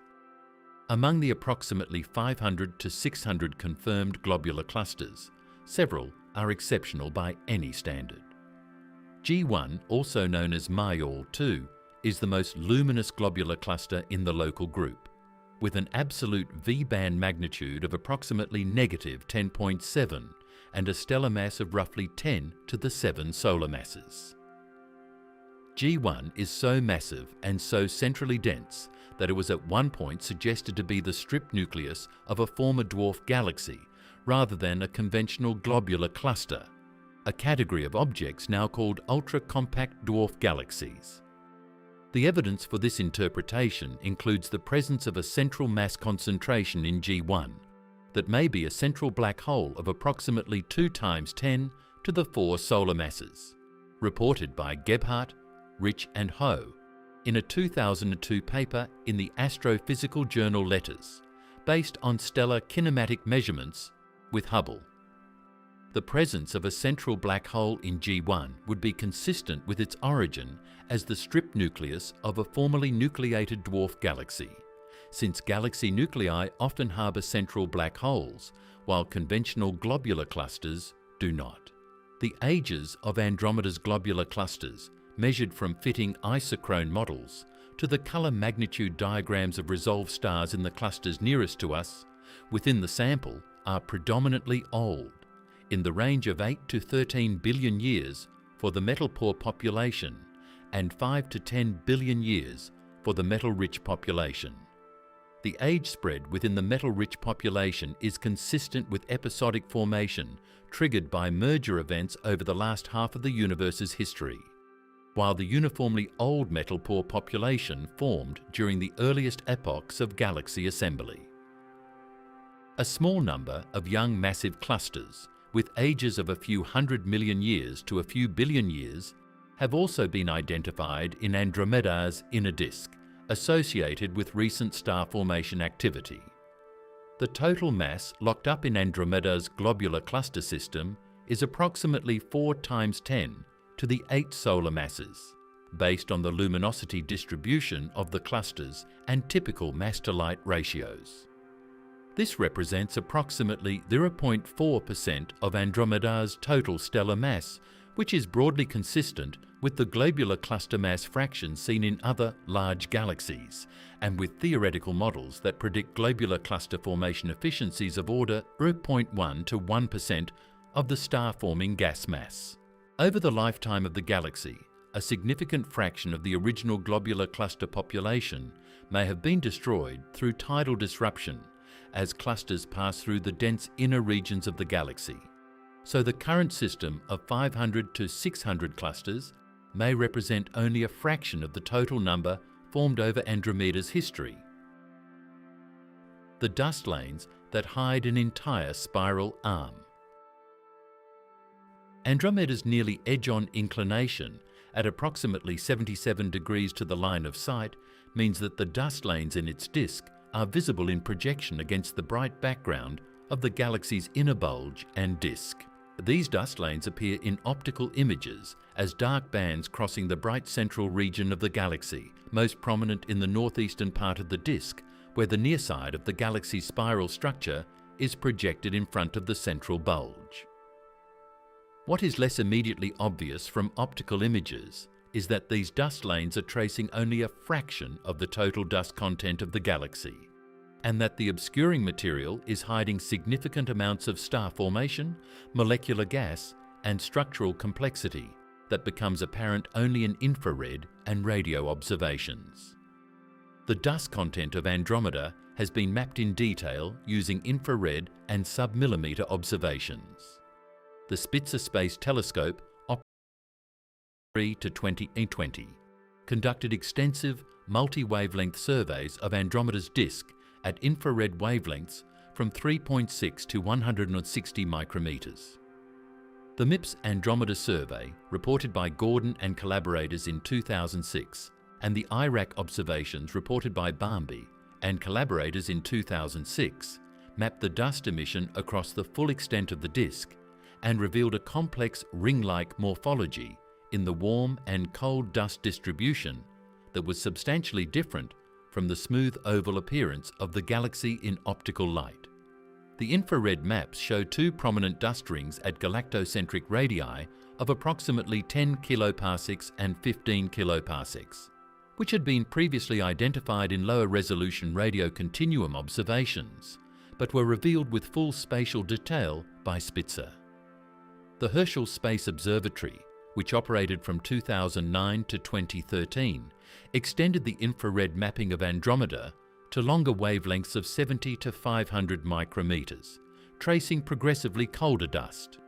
The Herschel observations, reported by Fritz and collaborators in 2012 and by Smith and collaborators in 2012, showed that the total dust mass of Andromeda is approximately 5 × 10 to the 7 solar masses, distributed in a disk that extends to approximately 25 kiloparsecs from the center. The dust temperature varies across the disk, with warmer dust concentrated in the star-forming ring at 10 kiloparsecs, and colder dust distributed more broadly throughout the outer disk and in the interarm regions. The molecular gas content of Andromeda, which is directly related to the dust through the dust-to-gas ratio, has been mapped using carbon monoxide emission as a tracer of molecular hydrogen. CO is not the dominant form of molecular gas, but is a reliable proxy for H2 in environments where the standard CO to H2 conversion factor applies. Surveys with the IRAM 30-meter telescope and the Institut de Radio-Astronomie Millimétrique Plateau de Bure interferometer have mapped CO emission across portions of Andromeda's disk and found molecular gas concentrated in the spiral arms and in the 10 kiloparsec ring, with total molecular gas masses of approximately 3 to 5 × 10 to the 8 solar masses. The spiral arm structure of Andromeda partly hidden by the nearly edge-on inclination and by dust obscuration, has been traced through a combination of infrared imaging, neutral hydrogen radio surveys, and the distribution of star-forming regions detected in ultraviolet and H-alpha emission. The neutral hydrogen disk of Andromeda, mapped with the Very Large Array and the Westerbork Synthesis Radio Telescope in 21 centimetre emission, reveals the full extent of the gas disk to radii beyond 30 kiloparsecs, and shows a warped structure in the outer regions that is consistent with the gravitational influence of Andromeda's satellite galaxies, particularly Messier 32 and NGC 205, and with past interactions with Messier 33. One of the most significant structural features revealed by the multi-wavelength data is the 10 kiloparsec ring, sometimes called the Ring of Fire, in reference to its appearance in infrared images. This ring is the dominant star-forming structure in Andromeda at the present epoch and accounts for a substantial fraction of the galaxy's total far-infrared luminosity and current star formation rate. The ring is not a perfect geometric ring, but rather a tightly wound spiral arm pattern that appears ring-like due to Andromeda's inclination. When the inclination is deprojected and the three-dimensional structure is modelled, the ring resolves into 2 or 3 spiral arm segments that are wound approximately 1 full turn around the galactic centre. The origin of the 10 kiloparsec ring is connected to the same head-on collision discussed in more detail in Chapter 17.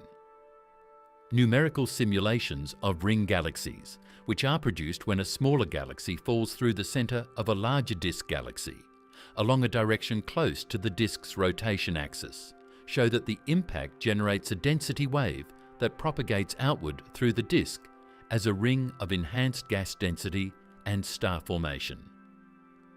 The ring's current radius of 10 kiloparsecs is consistent with the timescale since a collision event that models place at approximately 210 million years ago, given typical propagation speeds for density waves in galaxy disks.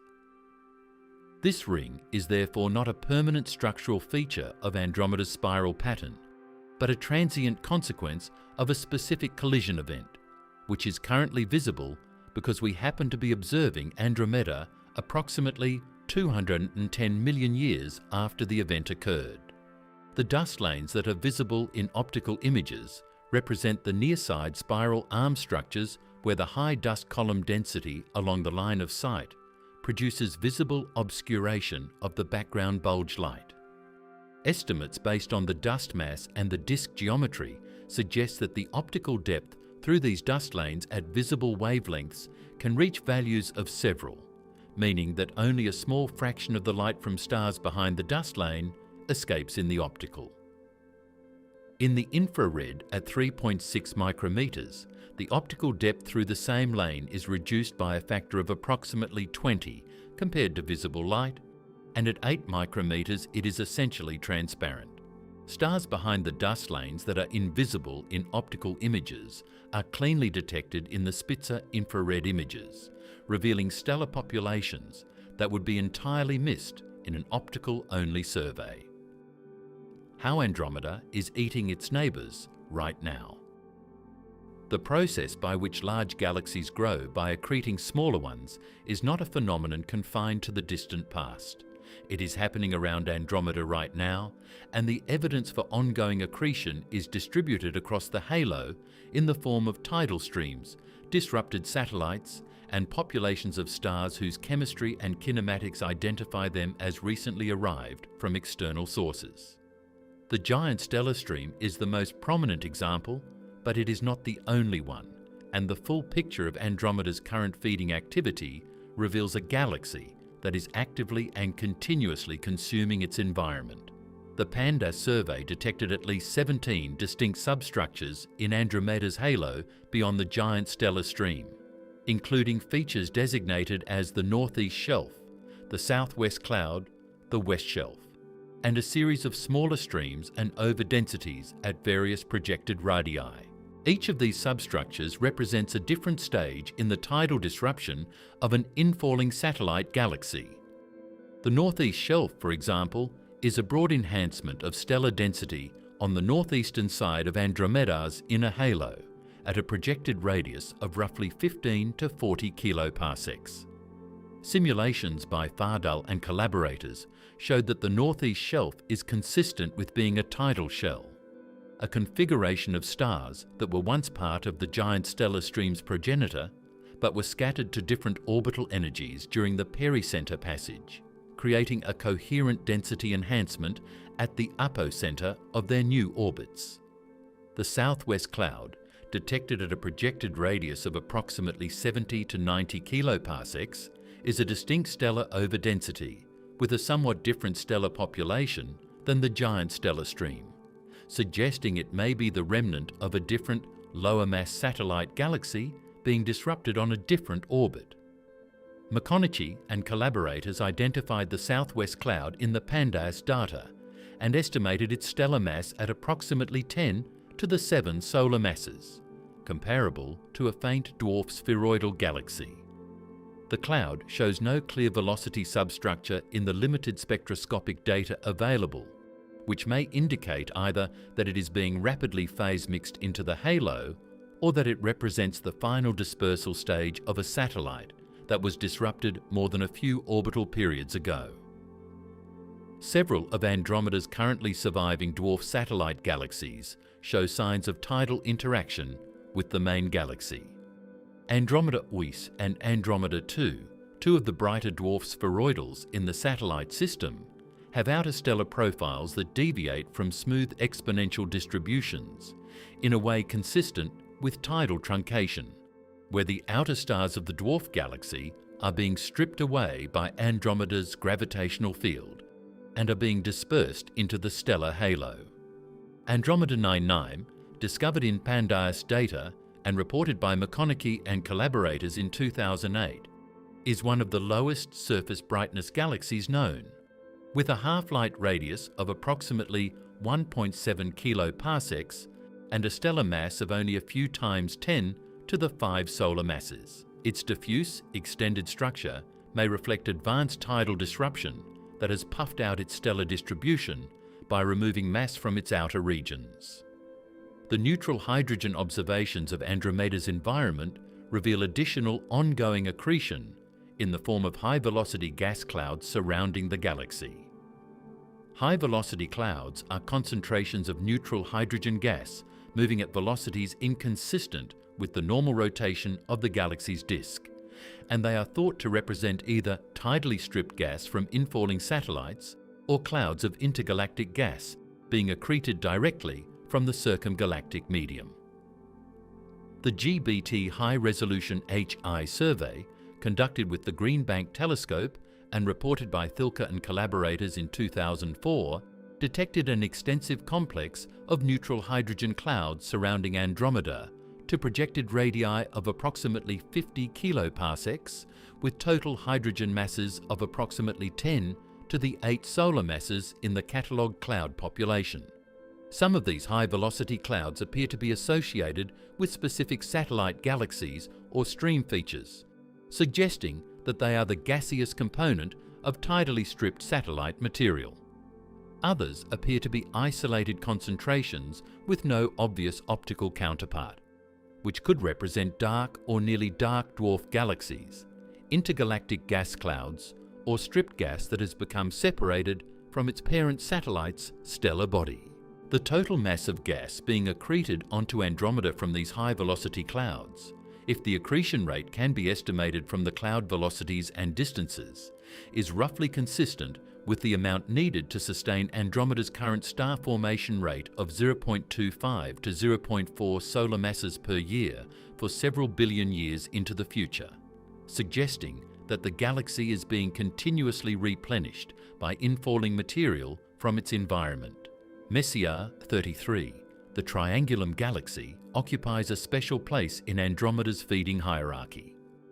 At a distance of approximately 2.73 million light-years and with a stellar mass of approximately 3 to 5 times 10 to the 9 solar masses, Messier 33 is the third most massive galaxy in the local group and is by far the most significant object currently in Andromeda's gravitational sphere of influence. Whether Messier 33 is gravitationally bound to Andromeda or is instead a free-floating local group member on its first approach is an important question for understanding the future evolution of the local group, and it remains incompletely resolved. The neutral hydrogen disk of Messier 33 extends to a radius of approximately 30 kiloparsecs from the galaxy's centre, well beyond the optical disk, and shows a complex warped and disturbed morphology in its outer regions that is most naturally explained by the tidal influence of Andromeda. The direction of the warp and the kinematic gradients in the outer HI disk are consistent with a past close encounter with Andromeda within the last few billion years. If Messier 33 has already made a close approach to Andromeda and is now on a more distant orbit, it may eventually fall back for another encounter, adding its stellar and gaseous mass to the Andromeda system over the next several billion years. In this scenario, the eventual merger between the Milky Way and Andromeda might also incorporate Messier 33, making it a three-way merger with the most complex dynamics of any event in the local group's history. The Andromeda Galaxy in ultraviolet, infrared, and X-ray. The Andromeda Galaxy that is visible to the naked eye and in optical photographs represents only one slice through a much richer multi-wavelength picture. Each wavelength regime reveals different physical components of the galaxy, traces different populations of stars and gas, and illuminates different aspects of the galaxy's structure and activity. The ultraviolet, infrared, and X-ray views of Andromeda are not simply colour variations on the optical image, they reveal entirely different features, some of which are invisible in optical light and carry information that cannot be obtained by any other means. The ultraviolet image of Andromeda, as captured by the Galaxy Evolution Explorer satellite during its observations from 2003 to 2012, looks dramatically different from the optical image. In the far ultraviolet, between approximately 135 and 175 nanometers, the dominant emission comes from the hottest, most massive stars. O and B type stars with surface temperatures of 15,000 to 50,000 Kelvin and ages of only a few million to a few 100 million years. These stars trace the current and recent star formation activity directly, since they are so short-lived that wherever you see them, star formation has occurred recently. The Galaxy Evolution Explorer image of Andromeda in the far ultraviolet shows the 10 kiloparsec star-forming ring as a bright, prominent feature that is barely distinguishable in optical images, and it reveals individual star-forming knots distributed along the ring that correspond to giant H2 regions of ionized hydrogen surrounding young stellar clusters. Unexpectedly, the Galaxy Evolution Explorer also detected a UV upturn in the central bulge of Andromeda, an excess of ultraviolet emission from the inner few kiloparsecs that does not correspond to recent star formation. This UV upturn is a well-known phenomenon in elliptical galaxies and in galaxy bulges that consist primarily of old stellar populations, and its origin was debated for decades. The current consensus explanation is that the UV upturn comes from extreme horizontal branch stars, which are old, low-mass stars that have lost most of their hydrogen envelope and are now burning helium at very high surface temperatures. These stars are intrinsically blue and ultraviolet bright despite being old, and they produce UV emission from regions where no current star formation is occurring. The UV upturn in Andromeda's bulge is therefore a signature of its old, metal-rich stellar population rather than of current activity. The infrared view of Andromeda reveals the old stellar mass and the warm and cold dust components. At near-infrared wavelengths of 1 to 2 micrometers, the dominant emission is from K and M giant stars, which are evolved, cool, relatively massive stars that dominate the near-infrared luminosity of old stellar populations. The near-infrared image of Andromeda therefore traces the underlying stellar mass distribution with relatively little contamination from young stars or dust emission, making it the most reliable photometric proxy for stellar mass. The near-infrared surface brightness profile of Andromeda shows the classic structure of a large spiral. A high surface brightness bulge component following a de Vaucouleurs R to the 1/4 power profile in the inner few kiloparsecs, surrounded by a disk component with an exponential surface brightness decline in the outer regions. At mid-infrared wavelengths of 8 micrometers, the emission is dominated by polycyclic aromatic hydrocarbon molecules, large organic molecules containing multiple aromatic rings that are found in photodissociation regions at the surfaces of molecular clouds illuminated by ultraviolet radiation from nearby young stars. The 8 micrometer image of Andromeda traces the boundaries between ionized and molecular gas regions and is a sensitive indicator of the distribution of interstellar material in the disk. The Spitzer 8 micrometer image shows the spiral arm structure of Andromeda with remarkable clarity, revealing the full extent of the 2 or 3 main spiral arms and the complex network of dust lanes between them that is only partially visible in optical images. At far infrared wavelengths of 70 to 250 micrometers, as mapped by Herschel, the emission comes from cold dust grains heated by the general interstellar radiation field to temperatures of 15 to 30 Kelvin.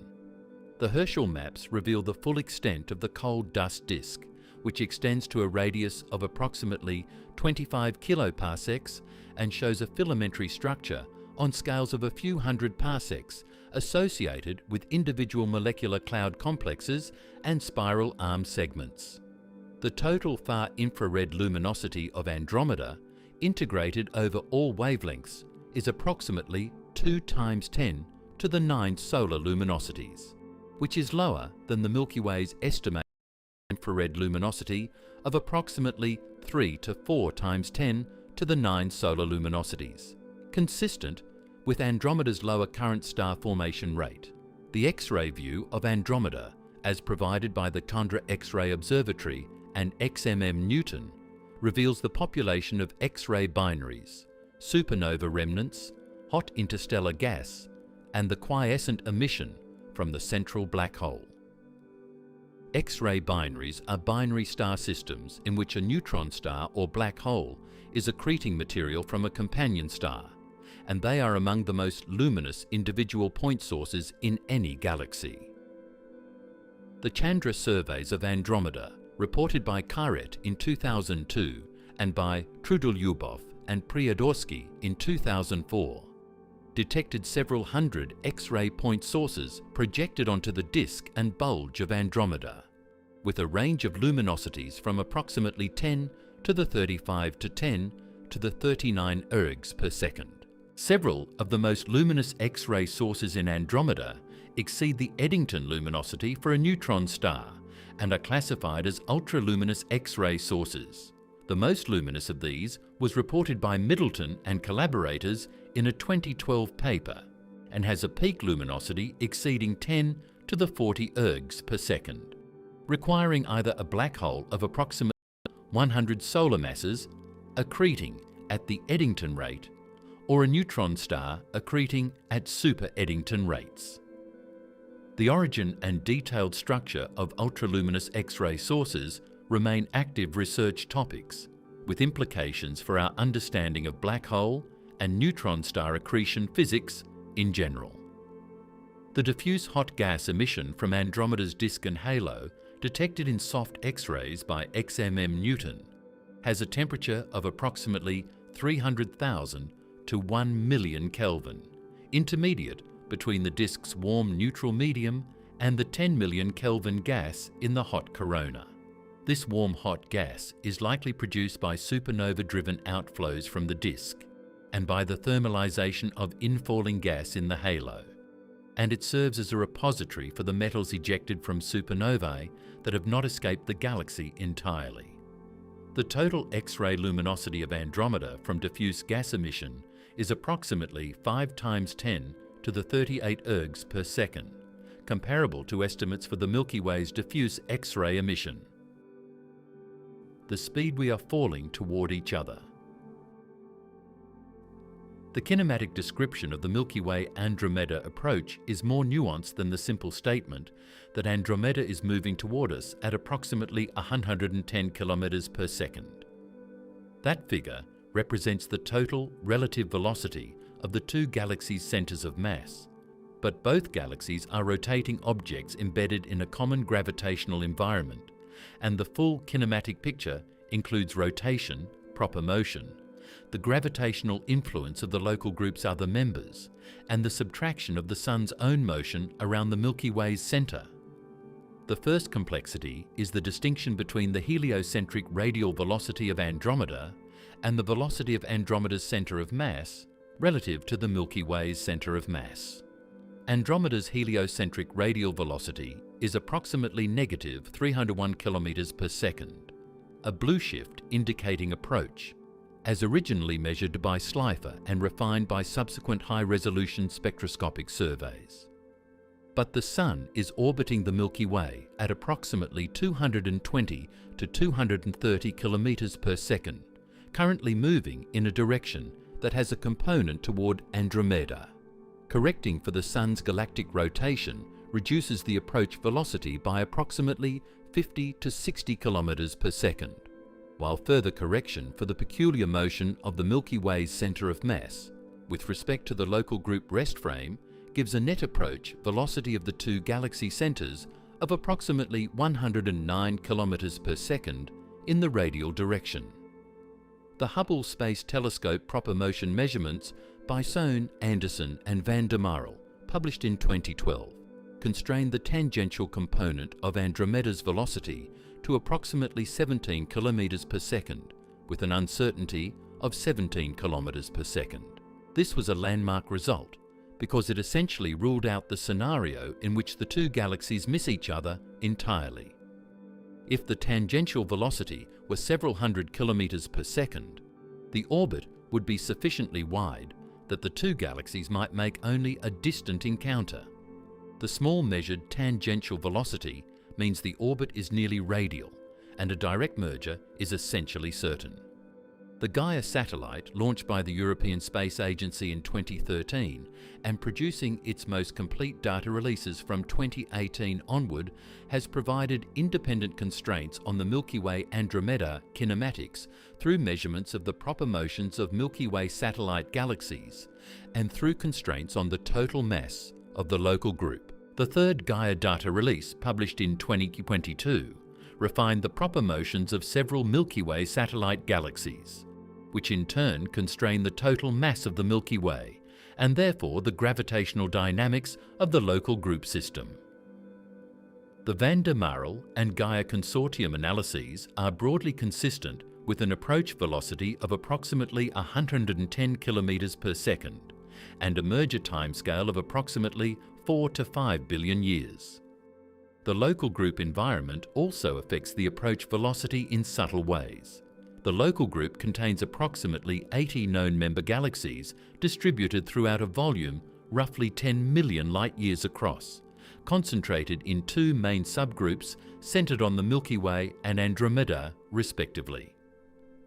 The total mass of the local group, estimated from the timing argument applied to the Milky Way-Andromeda pair, is approximately 3 to 5 times 10 to the 12 solar masses, with the uncertainty reflecting the uncertainties in both galaxy masses and the unknown three-dimensional configuration of the smaller local group members.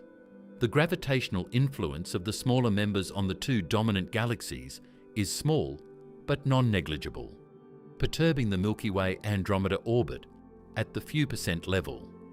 The timing argument, first applied to the local group by Kahn and Volcher in 1959, uses the fact that the Milky Way and Andromeda began their lives expanding away from each other after the Big Bang, and are now approaching to constrain the total mass of the system.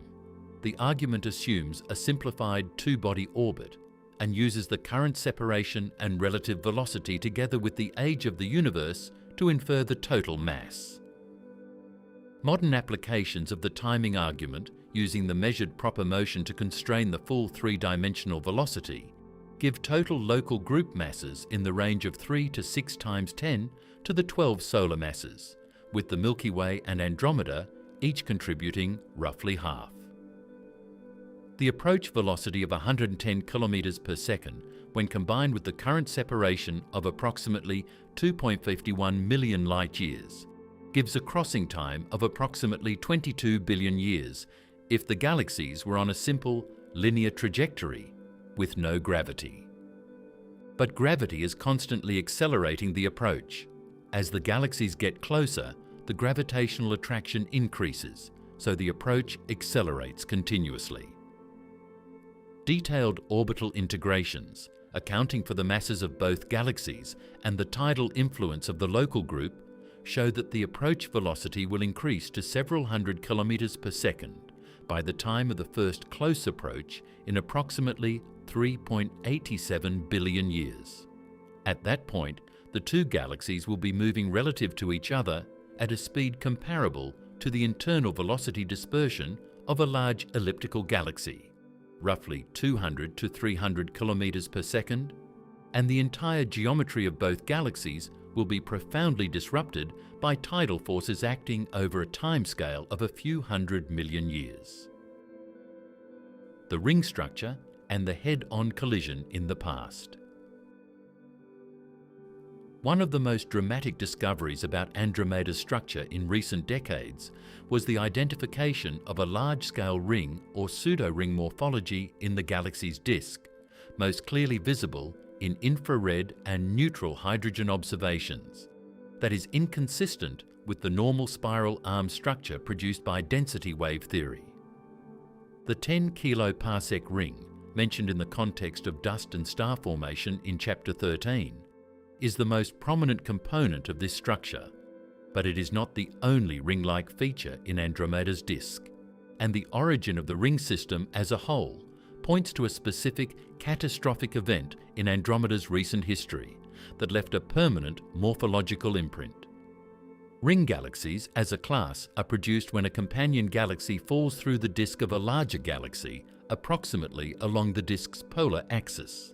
The impact generates a radially propagating density wave, analogous to the rings produced when a stone is dropped into still water, that sweeps outward through the disk, compressing gas and triggering star formation as it goes. The resulting ring of enhanced stellar and gas density expands outward at a speed of approximately 20 to 50 kilometers per second, depending on the mass and geometry of the impact. After the ring has expanded for several 100 million years, it appears as a bright, roughly circular or elliptical enhancement in the disk, at a radius determined by the expansion speed and the time since impact. The proposal that Andromeda's ring structure was produced by a head-on collision was developed quantitatively by Bloch and collaborators in a 2006 paper in Nature. They compared the infrared morphology of Andromeda, which shows the 10 kiloparsec ring prominently, to the predictions of n-body simulations of ring galaxy formation, and found a best-fit model in which a galaxy of approximately the mass of Messier 32 passed through the disk of Andromeda approximately 210 million years ago, along a trajectory close to the disk's rotation axis. The 210 million year timescale places the collision in the late Triassic period of Earth's geological history, roughly contemporaneous with the early stages of the breakup of the supercontinent Pangaea. Messier 32, the compact elliptical companion of Andromeda, is the prime suspect for the impactor in this collision scenario.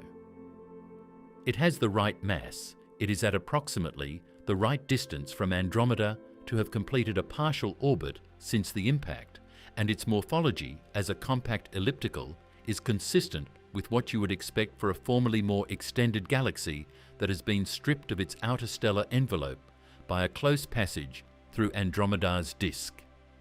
If Messier 32 was the impactor, the passage through the disk would have compressed and stripped its outer stars, leaving behind the compact, densely concentrated nucleus that we observe today, and explaining why Messier 32 has an unusually high central stellar density compared to other elliptical galaxies of similar total luminosity. Subsequent simulations by Diarix and collaborators at the Harvard-Smithsonian Center for Astrophysics, published in 2014, extended this analysis and found that a single impact can simultaneously produce multiple ring features in Andromeda's disk, including not only the 10 kiloparsec ring, but also a second outer ring at approximately 21 kiloparsecs, which is visible in the Spitzer infrared images and in the neutral hydrogen maps as a second enhancement in the gas density. The outer ring is the natural consequence of the density wave having propagated further outward.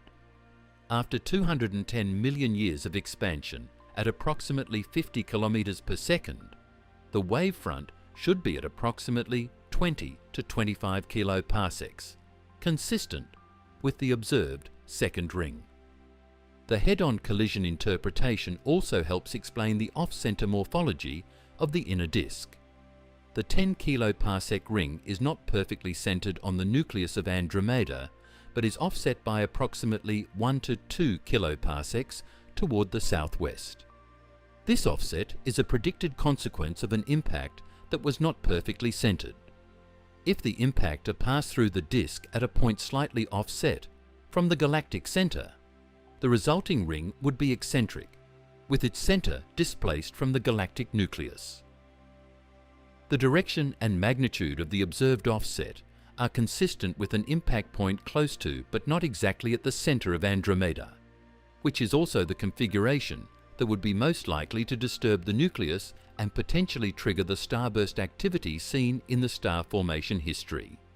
The broader significance of the ring structure is that it demonstrates Andromeda's disk to be a dynamically disturbed system, not a smoothly evolving spiral galaxy evolving under steady-state conditions. The 10 kiloparsec ring is currently the dominant site of star formation in the entire galaxy. Yet it was not a permanent feature of the galaxy structure, but was created by a single collision event 210 million years ago. This collision also likely contributed to the formation of the observed dust lanes, the enhanced star formation rate in the recent star formation history, and possibly the disruption of earlier spiral arm patterns by the passage of a ring density wave. Andromeda, as we observe it today, is partly the product of this recent violent event, just as it is partly the product of the giant stellar stream accretion event from 1 to 2 billion years ago. The galaxy is not an equilibrium structure. It is a dynamically active system that has been significantly shaped by its interactions with smaller galaxies within the last fraction of its lifetime. The local group as Andromeda's domain. The local group is the gravitational system in which both the Milky Way and Andromeda reside, and the question of how to characterize its structure in terms of the two dominant galaxies' gravitational spheres of influence is both observationally and theoretically instructive. The common description of the local group as a binary system, two dominant galaxies with roughly comparable masses orbiting their common center of mass, is correct as a first approximation, but obscures the significant asymmetry in the distribution of smaller galaxies around the two dominant members, and the ways in which Andromeda's larger satellite system reflects its historical dominance within the local group. The spatial distribution of local group galaxies shows a clear alignment with the axis connecting the Milky Way and Andromeda. The two subgroups, centered on each dominant galaxy, are not spherically symmetric, but are elongated along the Milky Way-Andromeda axis, consistent with theoretical expectations for galaxy groups in which the two dominant members form preferentially along a cosmic filament. The overall local group structure is well described as a dumbbell, with the Milky Way subgroup occupying one end and the Andromeda subgroup occupying the other, connected by a bridge of smaller galaxies and intergalactic gas that have been influenced by the gravitational fields of both systems. Andromeda's subgroup, when catalogued carefully, contains substantially more confirmed dwarf satellite galaxies than the Milky Way's subgroup. McConaughey's 2012 catalogue of local group galaxies listed 15 confirmed satellites of the Milky Way and approximately 30 confirmed satellites of Andromeda, with additional candidates awaiting confirmation. This factor of 2 difference in confirmed satellite count, which has remained approximately stable through subsequent catalogue updates, likely reflects a combination of Andromeda's genuinely larger satellite system, which scales with its larger stellar mass, and the observational advantage of studying Andromeda's satellites from an external vantage point, which allows complete sky coverage down to a consistent detection threshold. The zero-velocity surface of the local group, the boundary surface within which matter is gravitationally bound to the local group, rather than participating in the general Hubble expansion, has a characteristic radius of approximately 1.2 megaparsecs, or about 3.9 million light-years. Within this surface, the galaxies of the local group are gravitationally bound to one another on the scale of the full group. But within the local group, Andromeda's gravitational sphere of influence is defined differently. It is the region within which the gravitational acceleration toward Andromeda exceeds the gravitational acceleration toward the Milky Way. This boundary, called the zero-velocity surface between the 2 dominant galaxies, lies at approximately the midpoint between them, roughly 1.1 to 1.3 million light-years from each galaxy's center, given that the 2 galaxies have comparable total masses. Galaxies within Andromeda's gravitational sphere of influence include not only the confirmed satellites in the Andromeda subgroup, but also potentially Messier 33, the Triangulum galaxy, and several of the more isolated dwarf galaxies in the intermediate region between the 2 subgroups.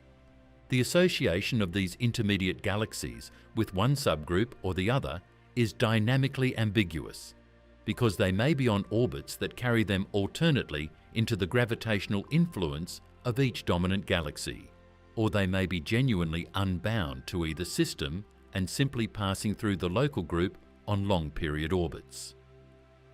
The ram pressure stripping of gas from dwarf satellites provides an additional way to trace the extent of Andromeda's influence.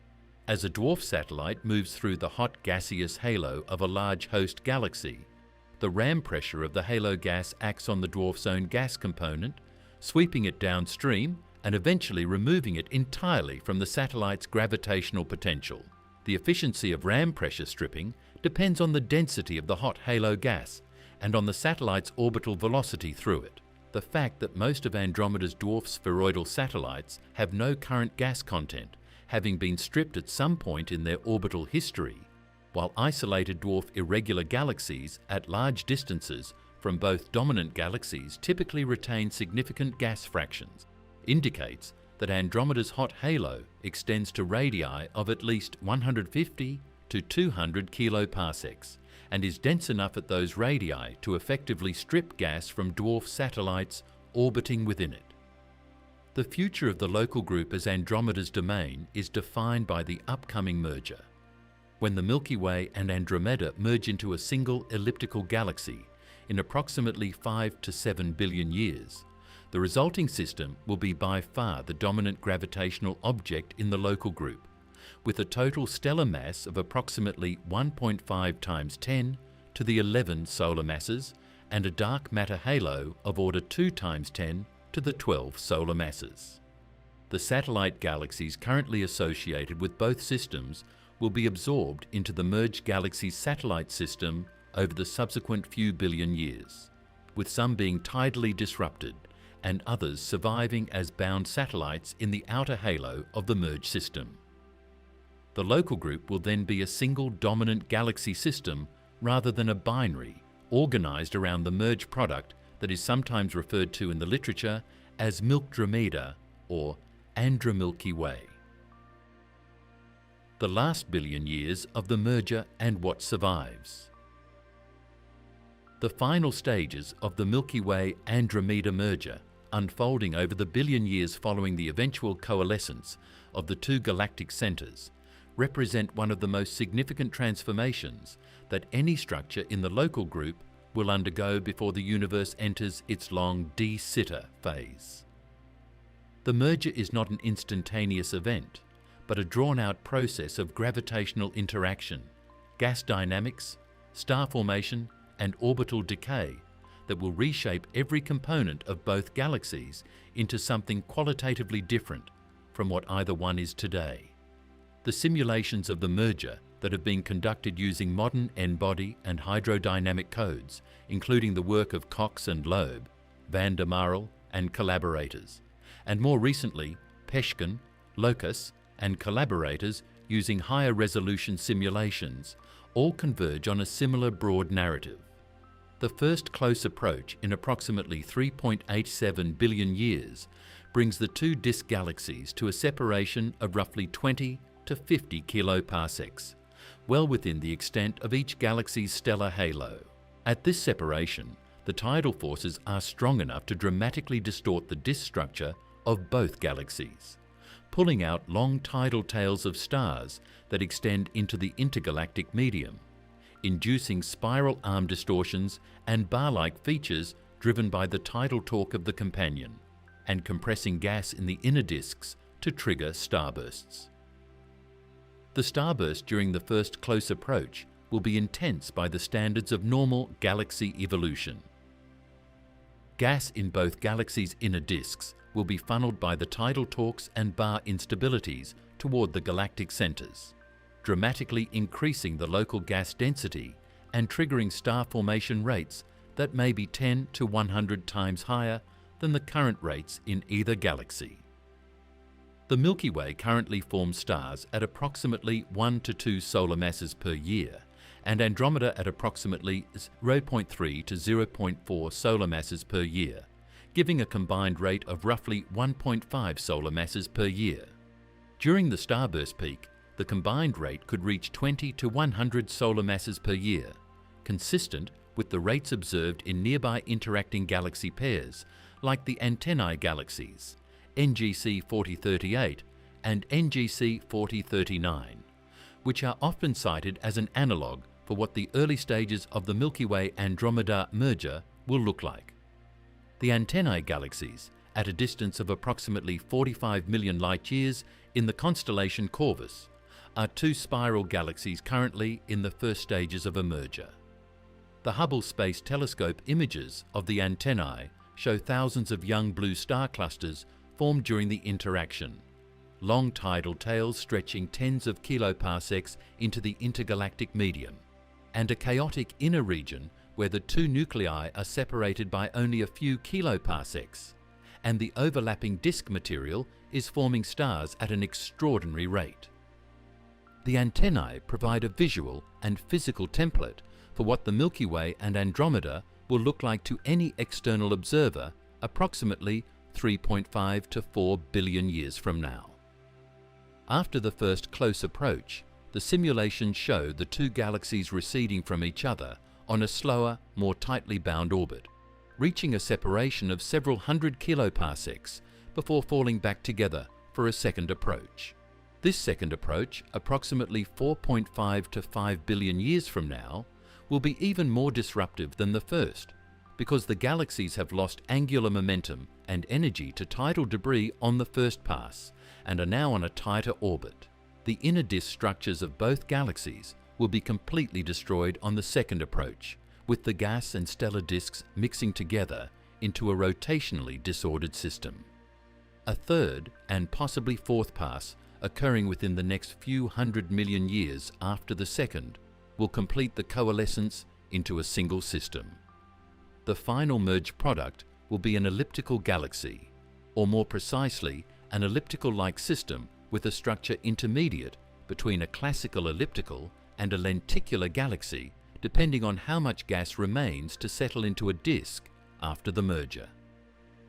Classical elliptical galaxies are characterized by smooth, featureless light distributions following the de Vaucouleurs profile, no ongoing star formation, old red stellar populations and triaxial or oblate spheroidal shapes. The merged Milky Way Andromeda system will have these properties approximately, but it will also show a complex substructure of stellar streams, shells, and kinematically distinct components that are the fossil record of the merger process, persisting for many billions of years before eventually phase mixing into a smooth profile. The two central black holes, one from each galaxy, will spiral toward each other through the merged stellar system over timescales that are determined by dynamical friction with the surrounding stars. The timescale for the two black holes to spiral from a separation of a kiloparsec to a separation of a parsec, where gravitational wave emission becomes significant, is estimated at approximately 10 to the 8 to 10 to the 9 years, well within the merger timescale. Once the black holes reach separations of a few parsecs, the hardening of the binary stalls because there are not enough stars on low angular momentum loss cone orbits to absorb the angular momentum from the binary. This is the well-known final parsec problem in galaxy merger theory. Various mechanisms have been proposed to resolve this stall, including stellar triaxiality of the merged nucleus, gas inflow that provides additional angular momentum sink, and perturbations from a third black hole. But the problem is not definitively solved. When the two black holes do merge, the event will be one of the most powerful gravitational wave sources in the observable universe at that time. The gravitational wave frequency for a merging black hole binary with total mass of order 1.5 times 10 to the 8 solar masses falls in the nanohertz regime, pulsar timing arrays but not to LIGO or LISA.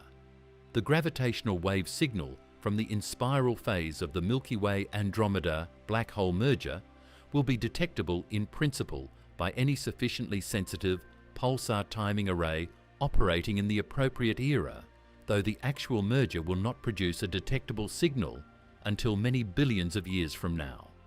What survives the merger, in the sense of remaining a recognizable astronomical object, is the merged stellar system itself, a large elliptical galaxy with a total stellar mass of roughly 1.5 times 10 to the 11 solar masses, a combined dark matter halo of order 2 to 3 times 10 to the 12 solar masses, a central black hole of approximately 1.5 times 10 to the 8 solar masses, a depleted but still substantial globular cluster system of perhaps 600 to 800 clusters, a satellite system of surviving dwarf galaxies in the outer halo, and a circumgalactic medium enriched by the metal-laden gas expelled during the starburst episodes.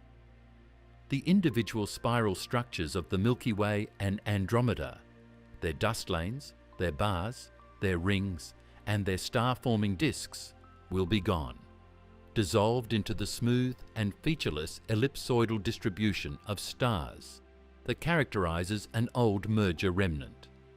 The surviving stars of each galaxy, including the Sun, if it still exists at the time of the merger, will retain no memory of their origin in distinct galaxies. Their orbits in the merged system will be a superposition of the orbital energies and angular momenta they had in their parent galaxies, mixed and scrambled by the violent relaxation process that accompanies the merger. The Sun's descendants, if they exist, will orbit the merged elliptical at whatever radius the merger scattered them to, unaware that they once belonged to a spiral galaxy called the Milky Way, in the same way that Andromeda's stars are unaware that they were once part of the dwarf galaxies whose streams still wind through the halo today. The merger will be total, and the product will be magnificent in its own right. A massive elliptical galaxy, the dominant object in the local group, presiding over a collection of smaller satellites in the slowly expanding space of the local group, burning through its last stellar generations as the universe grows darker and colder around it. The true scale of a galactic giant. Andromeda is not a smudge. It is the dominant structure in the local group, a system whose true dimensions, measured from the outermost reaches of its stellar halo, span more than 1 million light-years. Its stellar content running to perhaps 1.5 trillion stars, exceeds the Milky Way's by a factor of roughly 2 to 3. Its dark matter halo, enclosing a total mass of order 10 to the 12 solar masses, reaches to a radius comparable to the distance between the two galaxies themselves. Its history, written in the giant stellar stream, the ring structures, the eccentric nuclear disk, the disrupted satellites, the starburst episode 2 billion years ago, and the complex halo substructure revealed by the Pandar's survey, spans the full age of the universe and is still actively being written by the ongoing accretion of small galaxies into its outer halo. The merger between Andromeda and the Milky Way, which is already underway in the sense that the two halos overlap, and the gravitational attraction between them is continuously accelerating both galaxies toward each other, will eventually erase both galaxies as distinct objects.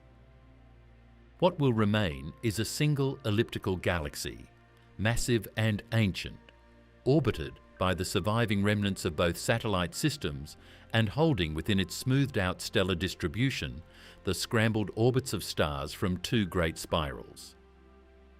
Every number examined in this account, the 500,000 light-year halo, the 500 cluster globular system, the 1.4 times 10 to the 8 solar mass black hole, the 10 kiloparsec ring from a 210 million-year-old collision, the 17 kilometers per second tangential velocity that sealed the merger's inevitability, is a measurement of something real, something that was there before we measured it and will continue to evolve long after we are gone.